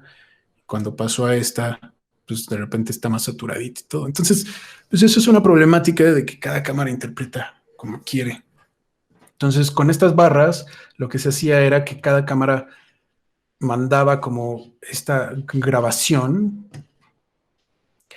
y al final esto le llegaba al que iba a hacer la edición de video o al que estaba haciendo el streaming o el broadcast y estos eran como colores puros, ¿no? Esto es un cian puro, esto era un amarillo puro, un verde puro, un magenta, un rojo, un azul. Y entonces se aseguraba de que todas las cámaras en estos, digamos, colores estandarizados estuvieran mandando la misma señal, ¿no? O sea, que cada cámara tuviera el mismo valor electrónico del magenta, del rojo, del azul, del verde, del cian, del amarillo, de un gris medio, de los negros, etcétera. Y cuando calibraba todo eso, no importaba que cada cámara interpretara el color de manera distinta, sino la señal de todas las cámaras ya de alguna forma era reinterpretada y ajustada para que pareciera que eran como un mismo ojo que está cambiando de lugar en lugar y que no se viera tanto la diferencia. Ok. Hasta aquí todo claro, conciso, todo perfectamente transparente. Voy a darle una. Ok. Aparte de eso, hay unas guías visuales que no tienen que ver con la exposición ni tienen que ver con el color, que se van a llamar Action Safe y Title Safe. Y estas guías visuales son como pequeños marcos interiores, como márgenes, los podemos imaginar o los podemos interpretar. Y estos márgenes normalmente estaban pensados en un momento donde cuando se mandaba, por ejemplo, la señal de televisión, a veces que las televisiones no alcanzaban a proyectar la imagen completa que les estaba llegando de las antenas repetidoras del satélite, etcétera, sino que siempre las televisiones como que hacían la imagen un poquito más grande. Entonces había un fragmento de la película, de la serie, de lo que sea, que perdíamos. Hay veces que los subtítulos, o sea, en la transmisión original se alcanzaban a ver y ya que llegaban a las televisiones, los subtítulos quedaban muy abajo, ¿no? Y se cortaban y no eran legibles. Entonces, estas guías que muchas aplicaciones de su celular traen incorporadas y pueden poner las guías o no, y ustedes dicen como, bueno, ¿para qué es eso? Es justamente para eso. Y las principales son la Action Safe, que en el caso de lo que tenemos ahorita en pantalla es como este marco amarillo. Y el Action Safe significa que si ustedes van a grabar algo, una acción, la acción de una persona, lo importante sería que quede dentro de este marco, que ninguna acción que sea de importancia para la narrativa del video quede fuera de este espacio. Obviamente, bueno, si alguien entra, si alguien sale, o sea, se puede, pero si vamos a ver el chasquido de dedos, si vamos a ver el guiño de un ojo, si vamos a ver que alguien está haciendo algún ademán, si vamos a ver al protagonista, a la protagonista haciendo alguna acción, lo importante es que quede dentro de este primer marco que se llama Action Safe, ¿no? Que es básicamente que las acciones están resguardadas, están, o sea, están seguras, estamos seguros de que van a aparecer en el video final, independientemente del dispositivo en el que se vaya a ver. Y el otro se llama Title Safe, que es en este caso como este recuadro rojo, que es el siguiente marco hacia adentro, ¿no? Es el marco interno. Y si ustedes en algún momento, sobre todo si se van a mandar videos, o video arte o video instalaciones a bienales o festivales de videoarte internacionalmente, pues muchas veces se les pide que lo manden subtitulados en inglés, ¿no? ¿Por qué en inglés? Pues ya saben, pues porque la mayoría, el 80% del internet está en inglés, porque en el mundo, cuando conoces a alguien que no habla tu idioma, es más fácil que que los dos hablen inglés a que te entiendas tú hablando español con alguien que habla, o sea, francés, ¿no? Es más fácil que los dos sepan inglés por una cuestión social, cultural, económica, etc. Entonces, si ustedes en algún momento requieren de poner subtítulos en sus videos, lo ideal es que activen de nuevo este marco y que todos los subtítulos que vayan a poner siempre queden a esa altura para que no se vayan a recortar, no se vayan a perder y siempre sean visibles. ¿Va? Entonces, Action Safe y Title Safe. ¿Dudas de eso? No. Que de hecho, por ejemplo, aquí en la señal de la videollamada, creo que justamente me sucede a mí que Google Meet me recorta un poco. O sea, como que los bullet points, estos puntitos están casi en el margen. Creo que ustedes también los ven así, como pegaditos al margen. Y yo en mi pantalla no los veo, o sea, los veo bastante separaditos. Entonces, de hecho, lo que está sucediendo es que el Google Meet me está recortando parte de la señal de video. No está mandando mi pantalla completa, está mandando solamente un segmento. Entonces, bueno, solo un ejemplo de esto que les estoy diciendo y por eso es bueno tomarlo en cuenta. Ok, es la 1 de la tarde. Esta presentación es un poco antigua, bueno, no tan vieja, ¿no? Pero tiene algunas cosas que siento que ya no funcionan mucho porque la mayoría de ustedes hace video digital, ¿no? Levante la mano si alguien está haciendo sus grabaciones de video con cámara de cassette de cinta magnética. Nadie. Todos van a hacer su levantamiento de imágenes y el movimiento con cámaras de video digital. Ok. Entonces, bueno, esto me lo voy a saltar porque es exclusivo del mundo electrónico, que se llama video entrelazado, video progresivo, y solucionarlo es muy sencillo. Es básicamente cuando, no sé si les ha tocado ver videos que de repente cuando las cosas se están moviendo tiene esta textura como de rayitas. Significa que el video está siendo interpretado mal, ¿no?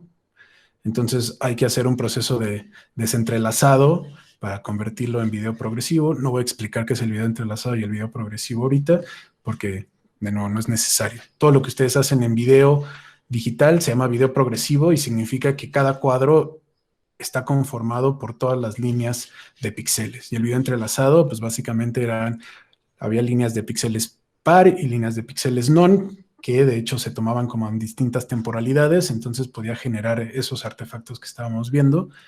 Entonces, bueno, si alguien algún día va a grabar con una cámara de video así de cassette y lo pasa a digital y ve esas problemáticas, pues hay formas de solucionarlo en el programa de edición, justamente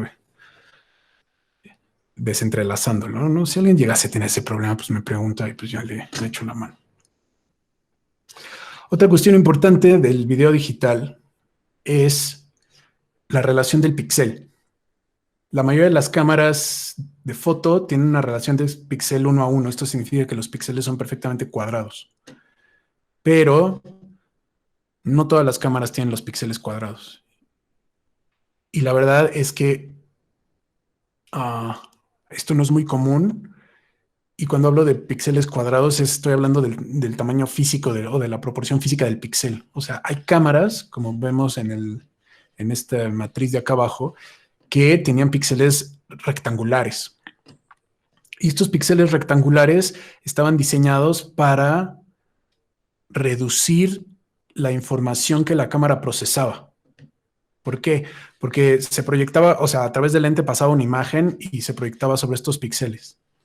Pero en lugar de, por ejemplo, tener que calcular el valor de píxeles cuadrados, que no sé, digamos que son 100 aquí, si supusiéramos que son ahorita en esta hilera 100 píxeles cuadrados, cuando yo hago que el píxel sea rectangular, pues en realidad puedo hacer que en lugar de tener que interpretar el valor de 100 píxeles, pues interpreto el valor de 8, ¿no? O, perdón, no de, si son 100, interpreto 80 o interpreto 70 píxeles porque pues con 70 alcanzo a cubrir la misma área, ¿no?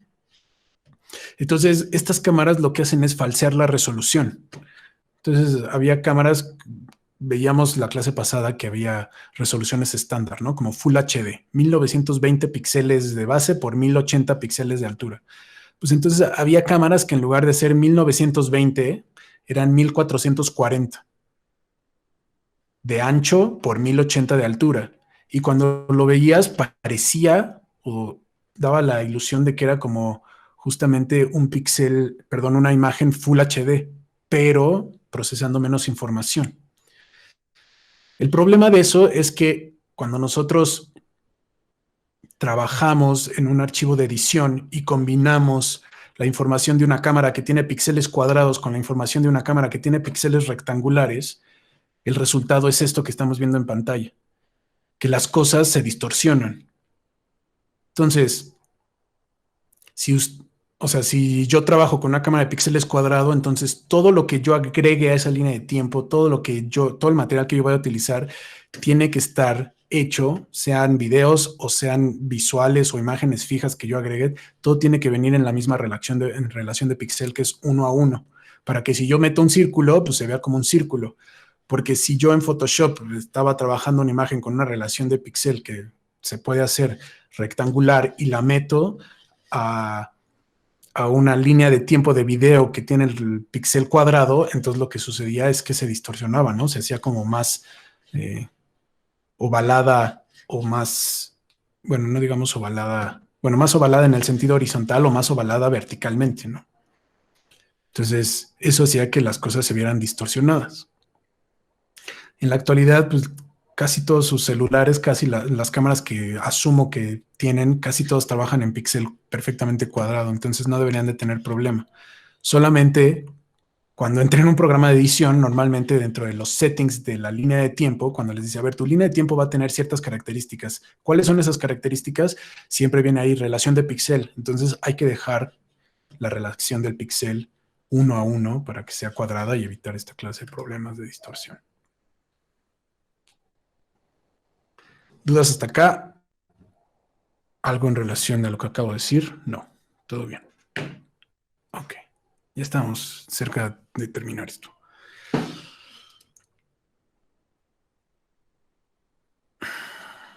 Ahora va a haber otra...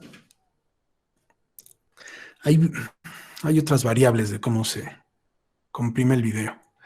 Y hay bitrate, que es como, pensemos como en el flujo de datos, o sea, la cantidad de bits por segundo. Lo que sucede con el bitrate es que podemos tener un bitrate variable o un bitrate continuo. O sea, un ancho de banda continuo o variable.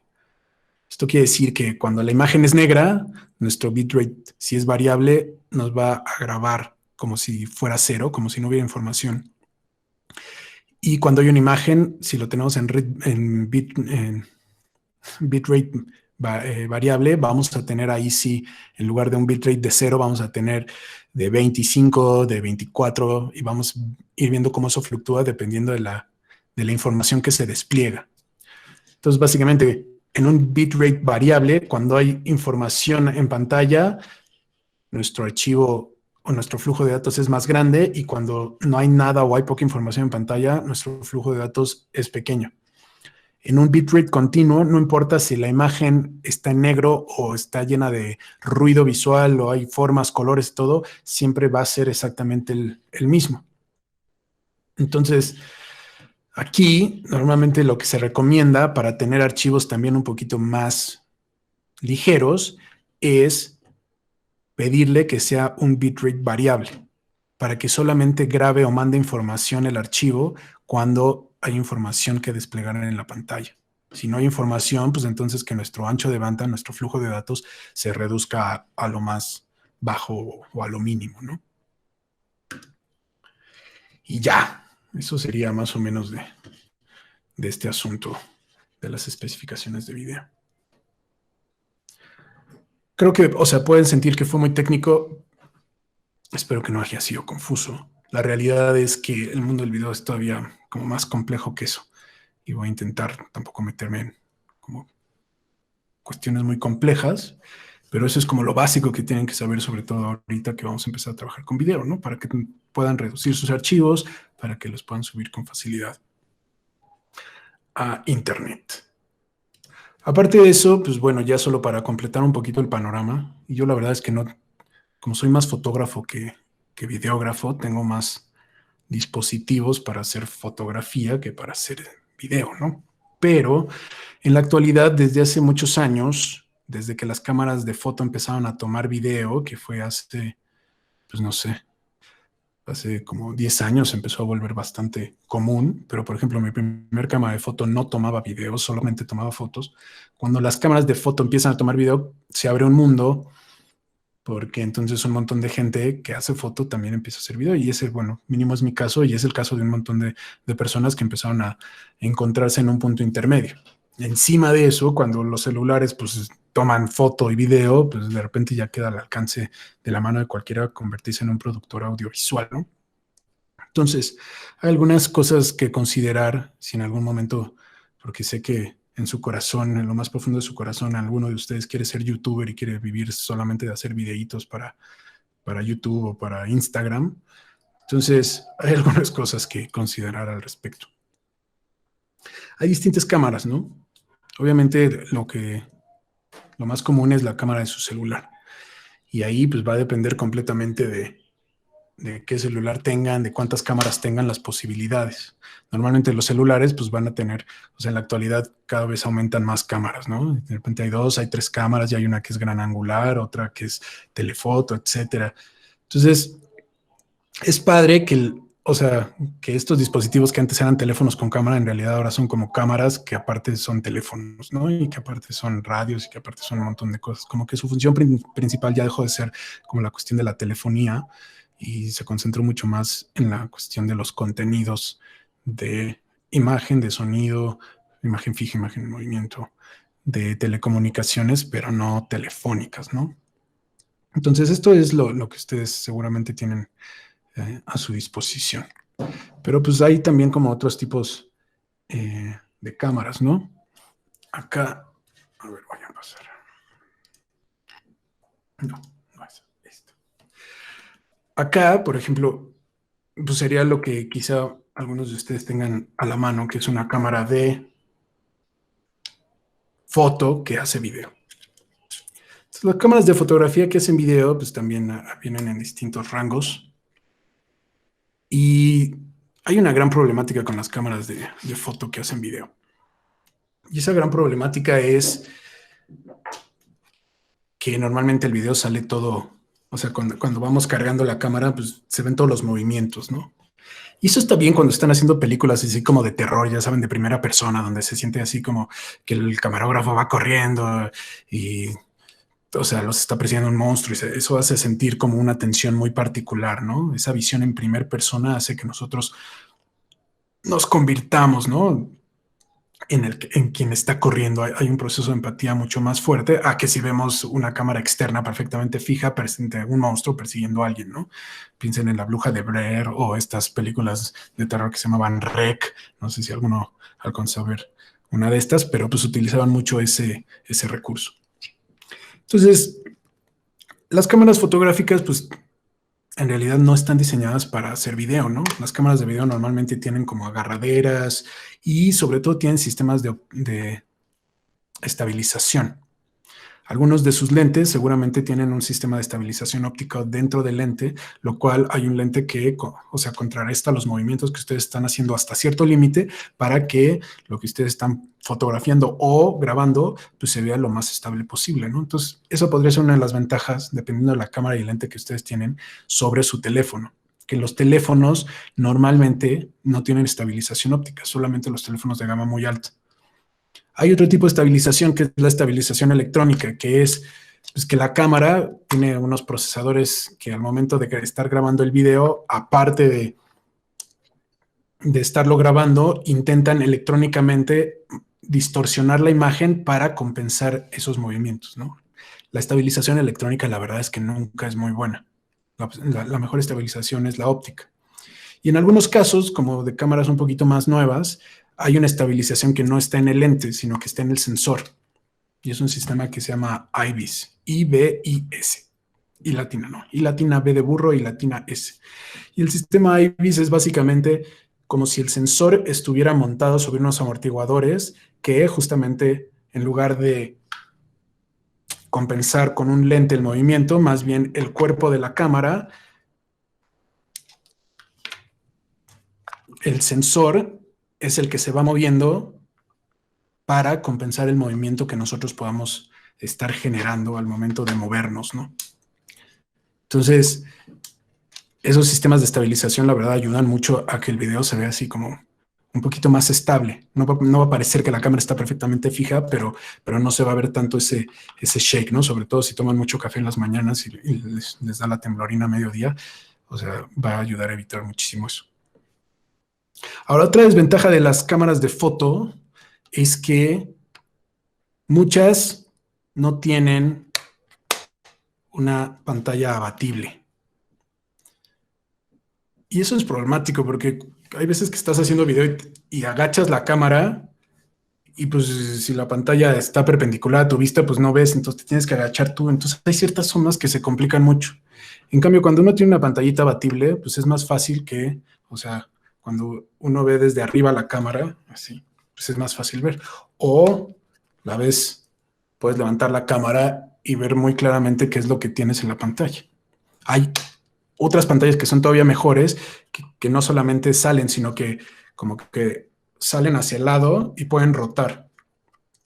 Hay cámaras Canon, cámaras Nikon, cámaras Sony que tienen estas pantallitas que se llaman 360 grados.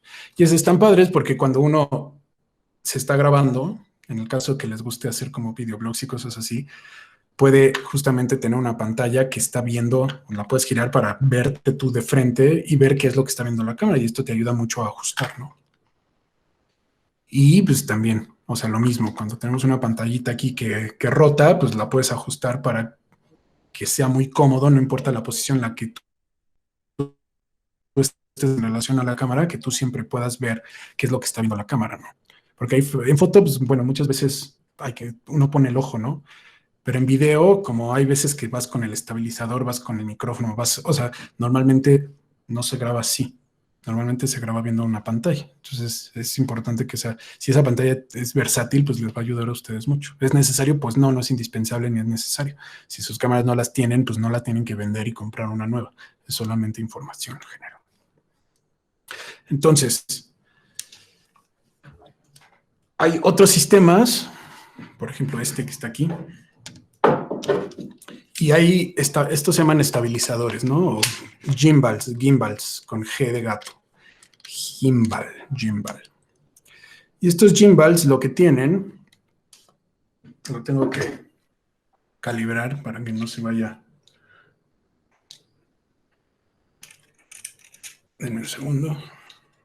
Como lo desmonté ya se descalibró. Ahí está.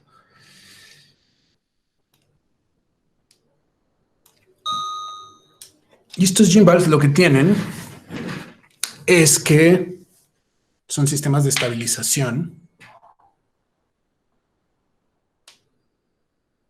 Son una serie de motores que tienen cierto torque. Y acá, de este lado tiene otro. Que pues, son básicamente motores. Es como si fuera un robotcito. Y esto entonces nos permite mover la cámara de manera muy libre y que la cámara se mantenga siempre estabilizada. Hay unos de estos para celular, que son más pequeñitos, necesariamente más accesibles, y les permiten andar, o sea, de arriba abajo y hacer tomas. O sea, imagínense que bajan la cámara y la suben, o a veces, sin que ustedes estén en movimiento, pueden hacer movimientos muy precisos, porque tiene como un joystick, ¿no? Esto.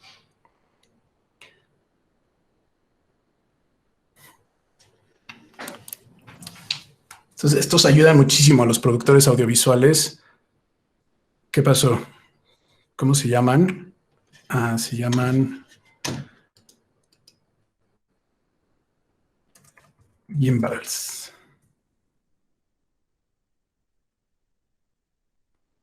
¿Cómo se llaman, Marco?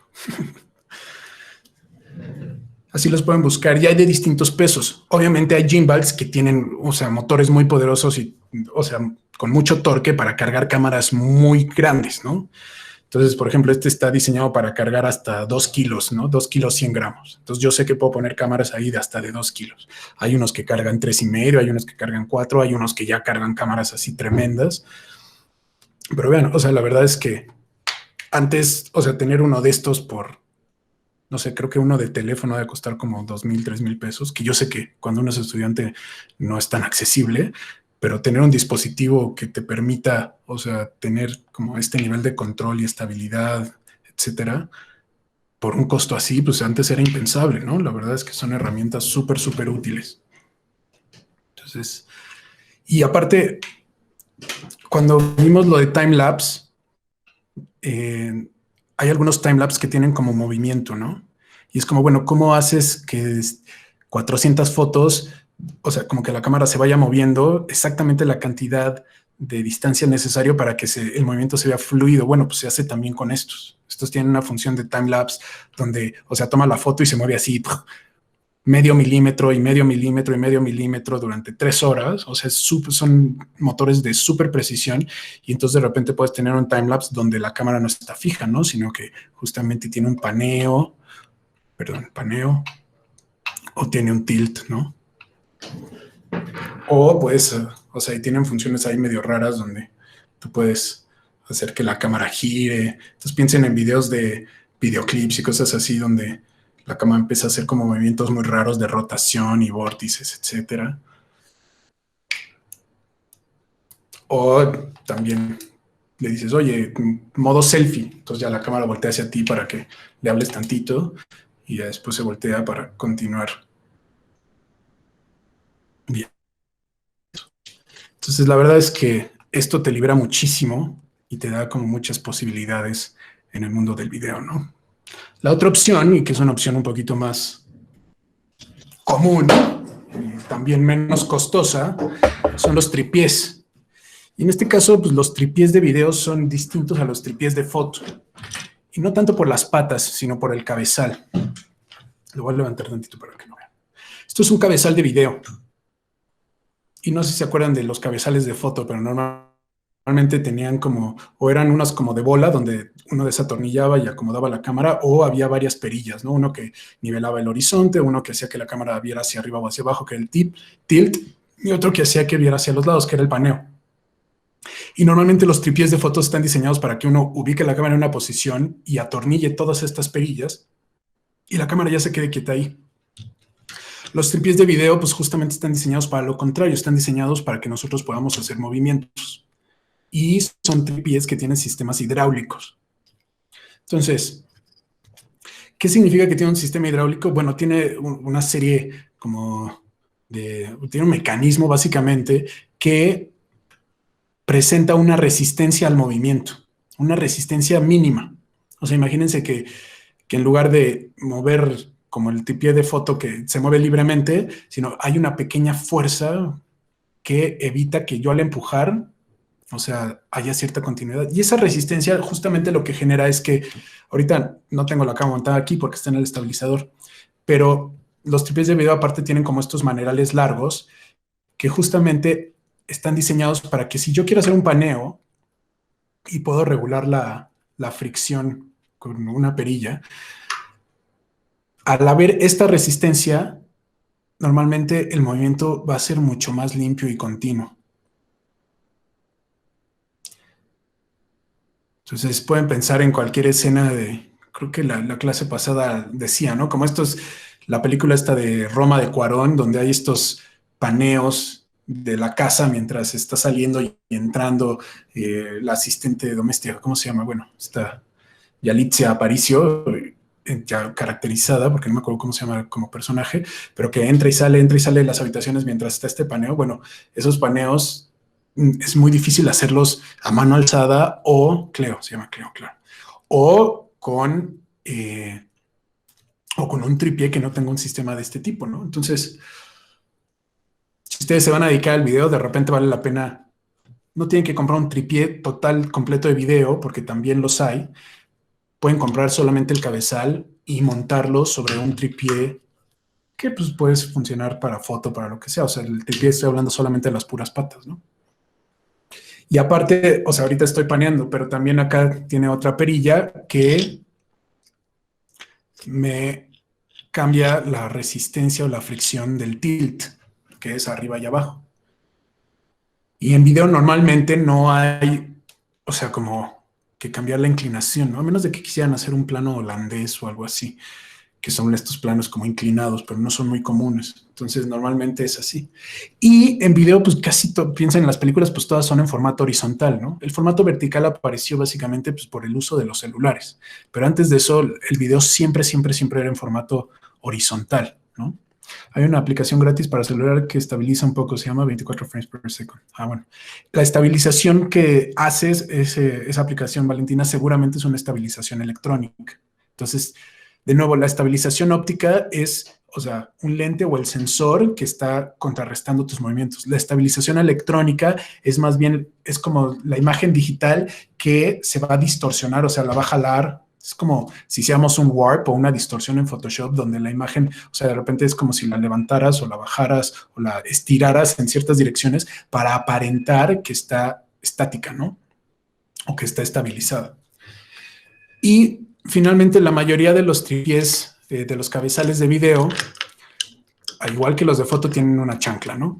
La diferencia es que esta chancla, normalmente en los cabezales de video, es larga. O sea, que hay como una, digamos, como, pues sí, unas pestañitas para que entre esta pestaña después de que ya la atornillamos a la cámara. Y normalmente esto sirve para que yo pueda hacer la cámara hacia adelante o hacia atrás, porque lo que tengo que generar es equilibrio. Yo tengo que ponerle la chancla y después encontrar en qué momento la cámara no se va, por el propio peso de la cámara, no se va ni hacia adelante ni hacia atrás. O sea, yo la nivelo para que quede perfectamente distribuido y repartido el peso. Y entonces ahí yo ya sé que cuando yo haga un tilt, o sea, no me estoy yendo por el peso de la cámara, sino yo estoy controlando el peso perfectamente balanceado desde mi maneral, ¿no? Entonces, vean, incluso ahí, aunque no tengo cámara, o sea, no sé si alcanzan a percibir cómo el movimiento, pues es como mucho más continuo, fluido y limpio que el que yo podría generar con un trípode de fotografía. Ahora, la primera vez que yo usé uno de estos, pues para nada, ¿no? También es una cuestión de acostumbrarte a tu cabeza, acostumbrarte a la resistencia, modularlo y hacer muchas veces para justamente cuando quieras hacer un movimiento de cámara, cómo tiene que empezar lento, ¿no? Es como hay una aceleración, como que un carro no empieza, no va de 0 a 10 kilómetros así instantáneamente, ¿no? Siempre hay un proceso de aceleración que es pasar del 0 hasta la velocidad que queramos y después que llegamos a esa aceleración paulatinamente, ya la mantenemos continua. Y eso es lo que dan también estos cabezales. El movimiento inicia lento hasta el momento donde ya llegamos a la velocidad, la mantenemos constante y al frenarnos también hay esta desaceleración hasta que llegamos a la posición o a la velocidad 0, ¿no? Déjenme mover esto para acá. Entonces, eso es un poquito en relación a algunas diferencias básicas y principales. Otras de las diferencias también primordiales entre fotografía y video, por ejemplo, es cómo se ilumina. ¿Qué hora es? Solo no me quiero... bueno, todavía hay tiempo. Cuando nosotros trabajamos en foto, vimos que trabajábamos con flash, ¿no? La verdad es que el flash es algo maravilloso porque da un golpe de luz muy fuerte que nos permite exponer muy bien nuestras fotografías. Pero en video tenemos la problemática de que pues, necesitamos una luz que sea constante. Y en el mundo de video, pues vamos a hablar de luz continua. Ustedes si quieren utilizar luz artificial en video, pues necesita ser necesariamente luz continua. Ahí le puse a la máxima. Entonces, hay distintas lamparitas. Ahorita, la verdad es que desde la aparición de la luz LED y también los chinos que están haciendo un montón de cosas ya de muy buena calidad a costos inimaginables, es muy barato comprarse lamparitas de luz LED que se pueden montar. Por ejemplo, esta trae, voy a apagarla tantito. Esta tiene acá abajo una zapata fría que sirve justamente para colocarla en la parte superior de la cámara. Lo voy a hacer para que...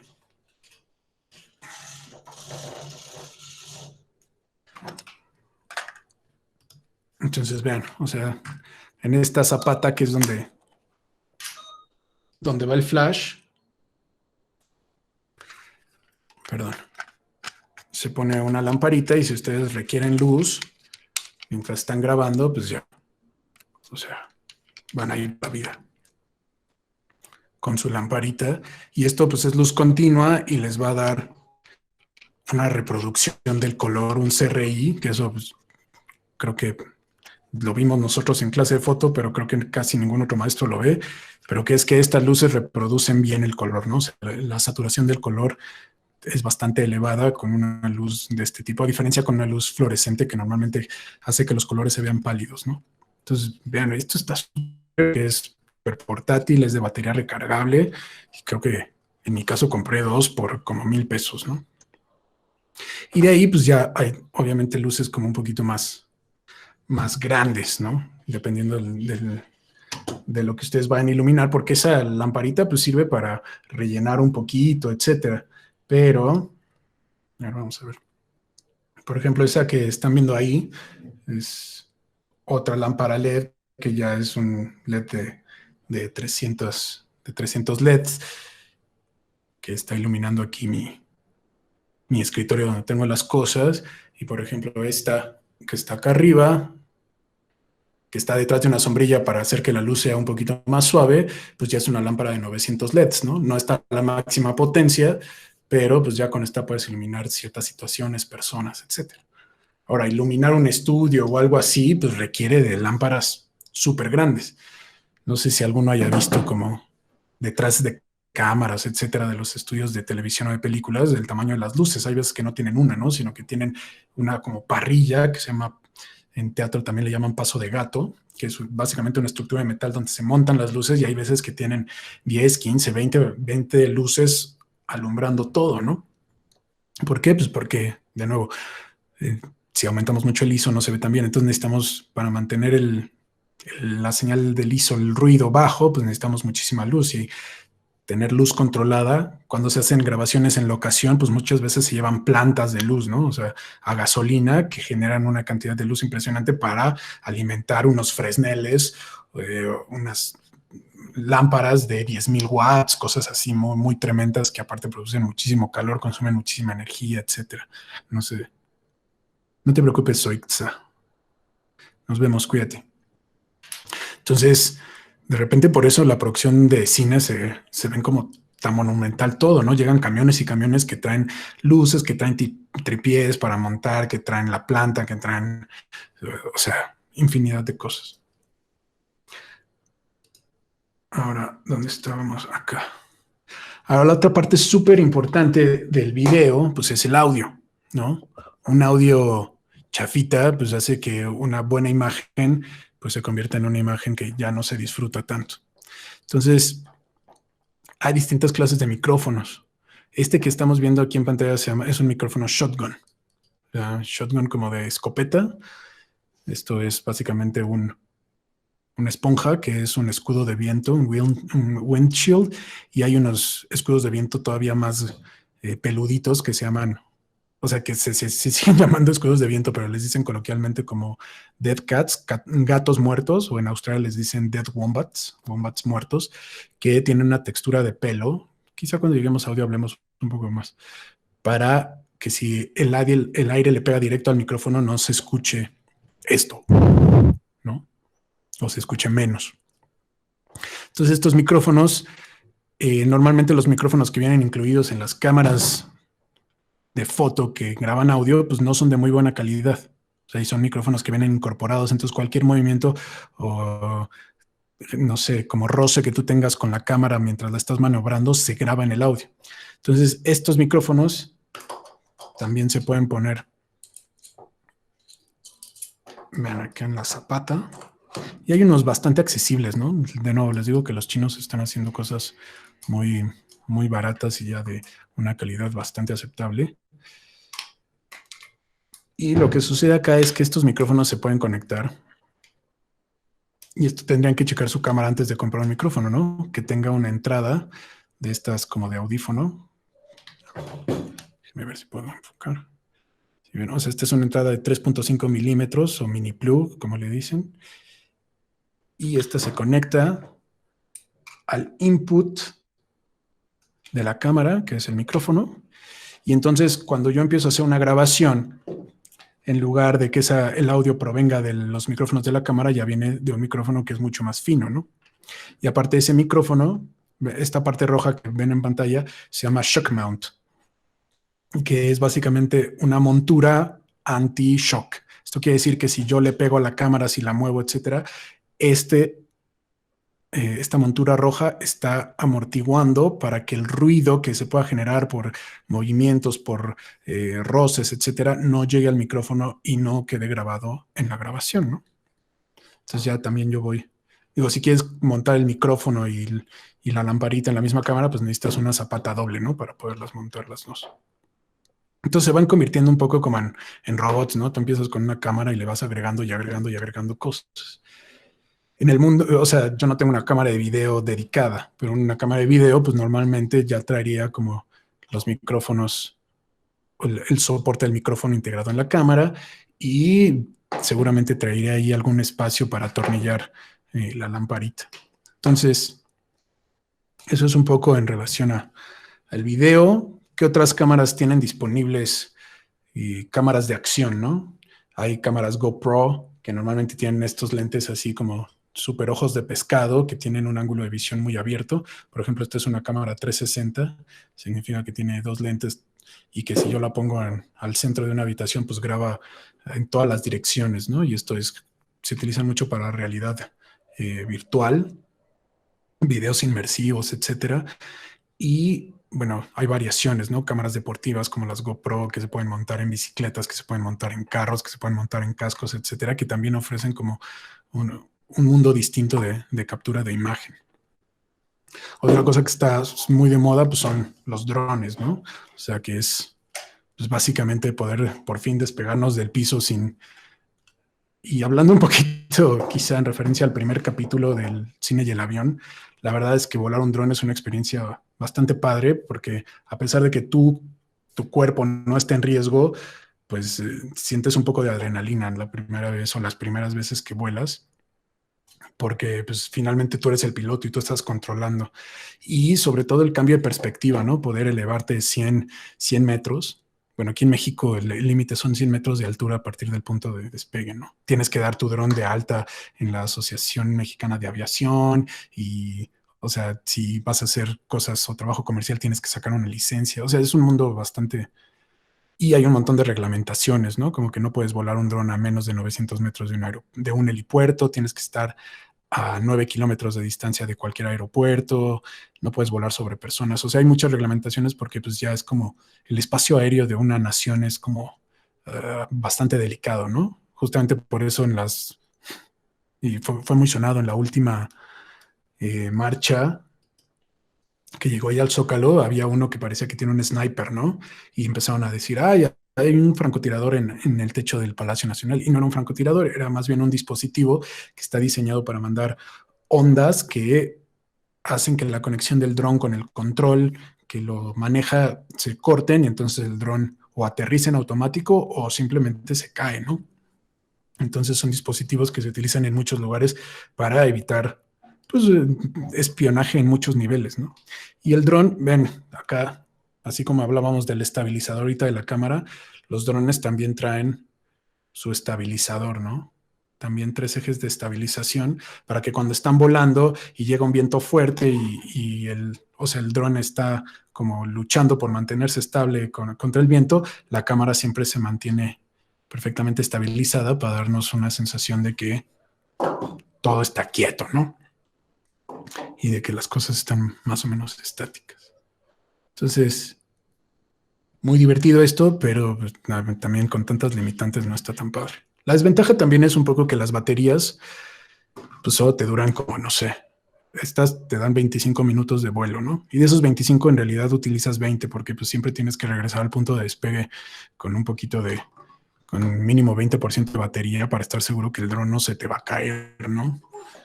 Porque hay veces que el viento está muy fuerte y se lo empieza a llevar y tienes que regresar, etcétera. Entonces hay que tener como ciertas precauciones para que no ocurran accidentes. Yo ya lo choqué una vez, ¿no? Por suerte estaba como a 1 metro del piso, entonces no le pasó nada grave, pero sí le rompí las hélices y tuve que cambiárselas. Entonces, es parte de la adrenalina de volar uno de estos dispositivos. Entonces, bueno, eso es lo que tengo aquí a la mano. Si estuviéramos en la escuela, quizá podría enseñarles pues, lo que tiene la escuela, que no es mucho más. De hecho, pues solo sería como quizá la Blackmagic, que ya es una cámara de video más pro. Pero, bueno, también hay como estas opciones, que esto es como un display, por ejemplo, para hacer cosas como hablábamos de la compresión, y hay muchas cámaras de video, como la que yo les mostré ahorita, la mía, que no graba en alta calidad, o sea, que siempre graba con una compresión un poco agresiva, lo que veíamos de 420 o 411, que son las compresiones, o sea, como más agresivas. Cuando quieres grabar en 422, entonces necesitas una grabadora de video externa. Y esto es lo que es esto. Esta es una grabadora Blackmagic que lo que se hace es conectarse, por ejemplo, a la cámara por un cable HDMI y entonces en lugar de grabar el video en la cámara, lo que haces es grabar la señal de video en este aparatito. Tiene aquí unas ranuras para meter tarjetas SD, tiene sus baterías para que pueda ser inalámbrico. Y esta sí me permite, por ejemplo, en mi caso, fue la solución que yo encontré para grabar videos sin compresión o de muy alta calidad, ¿no? Para trabajos ya como más profesionales, tanto de las cosas que hago a nivel artístico como de las cosas que hago a nivel comercial. Entonces, yo en este caso lo tengo por separado. Las cámaras de video profesionales muchas veces no necesitas un dispositivo externo, sino que es la función que cumple esto, pues lo hace al interior de la cámara, ¿no? Ok,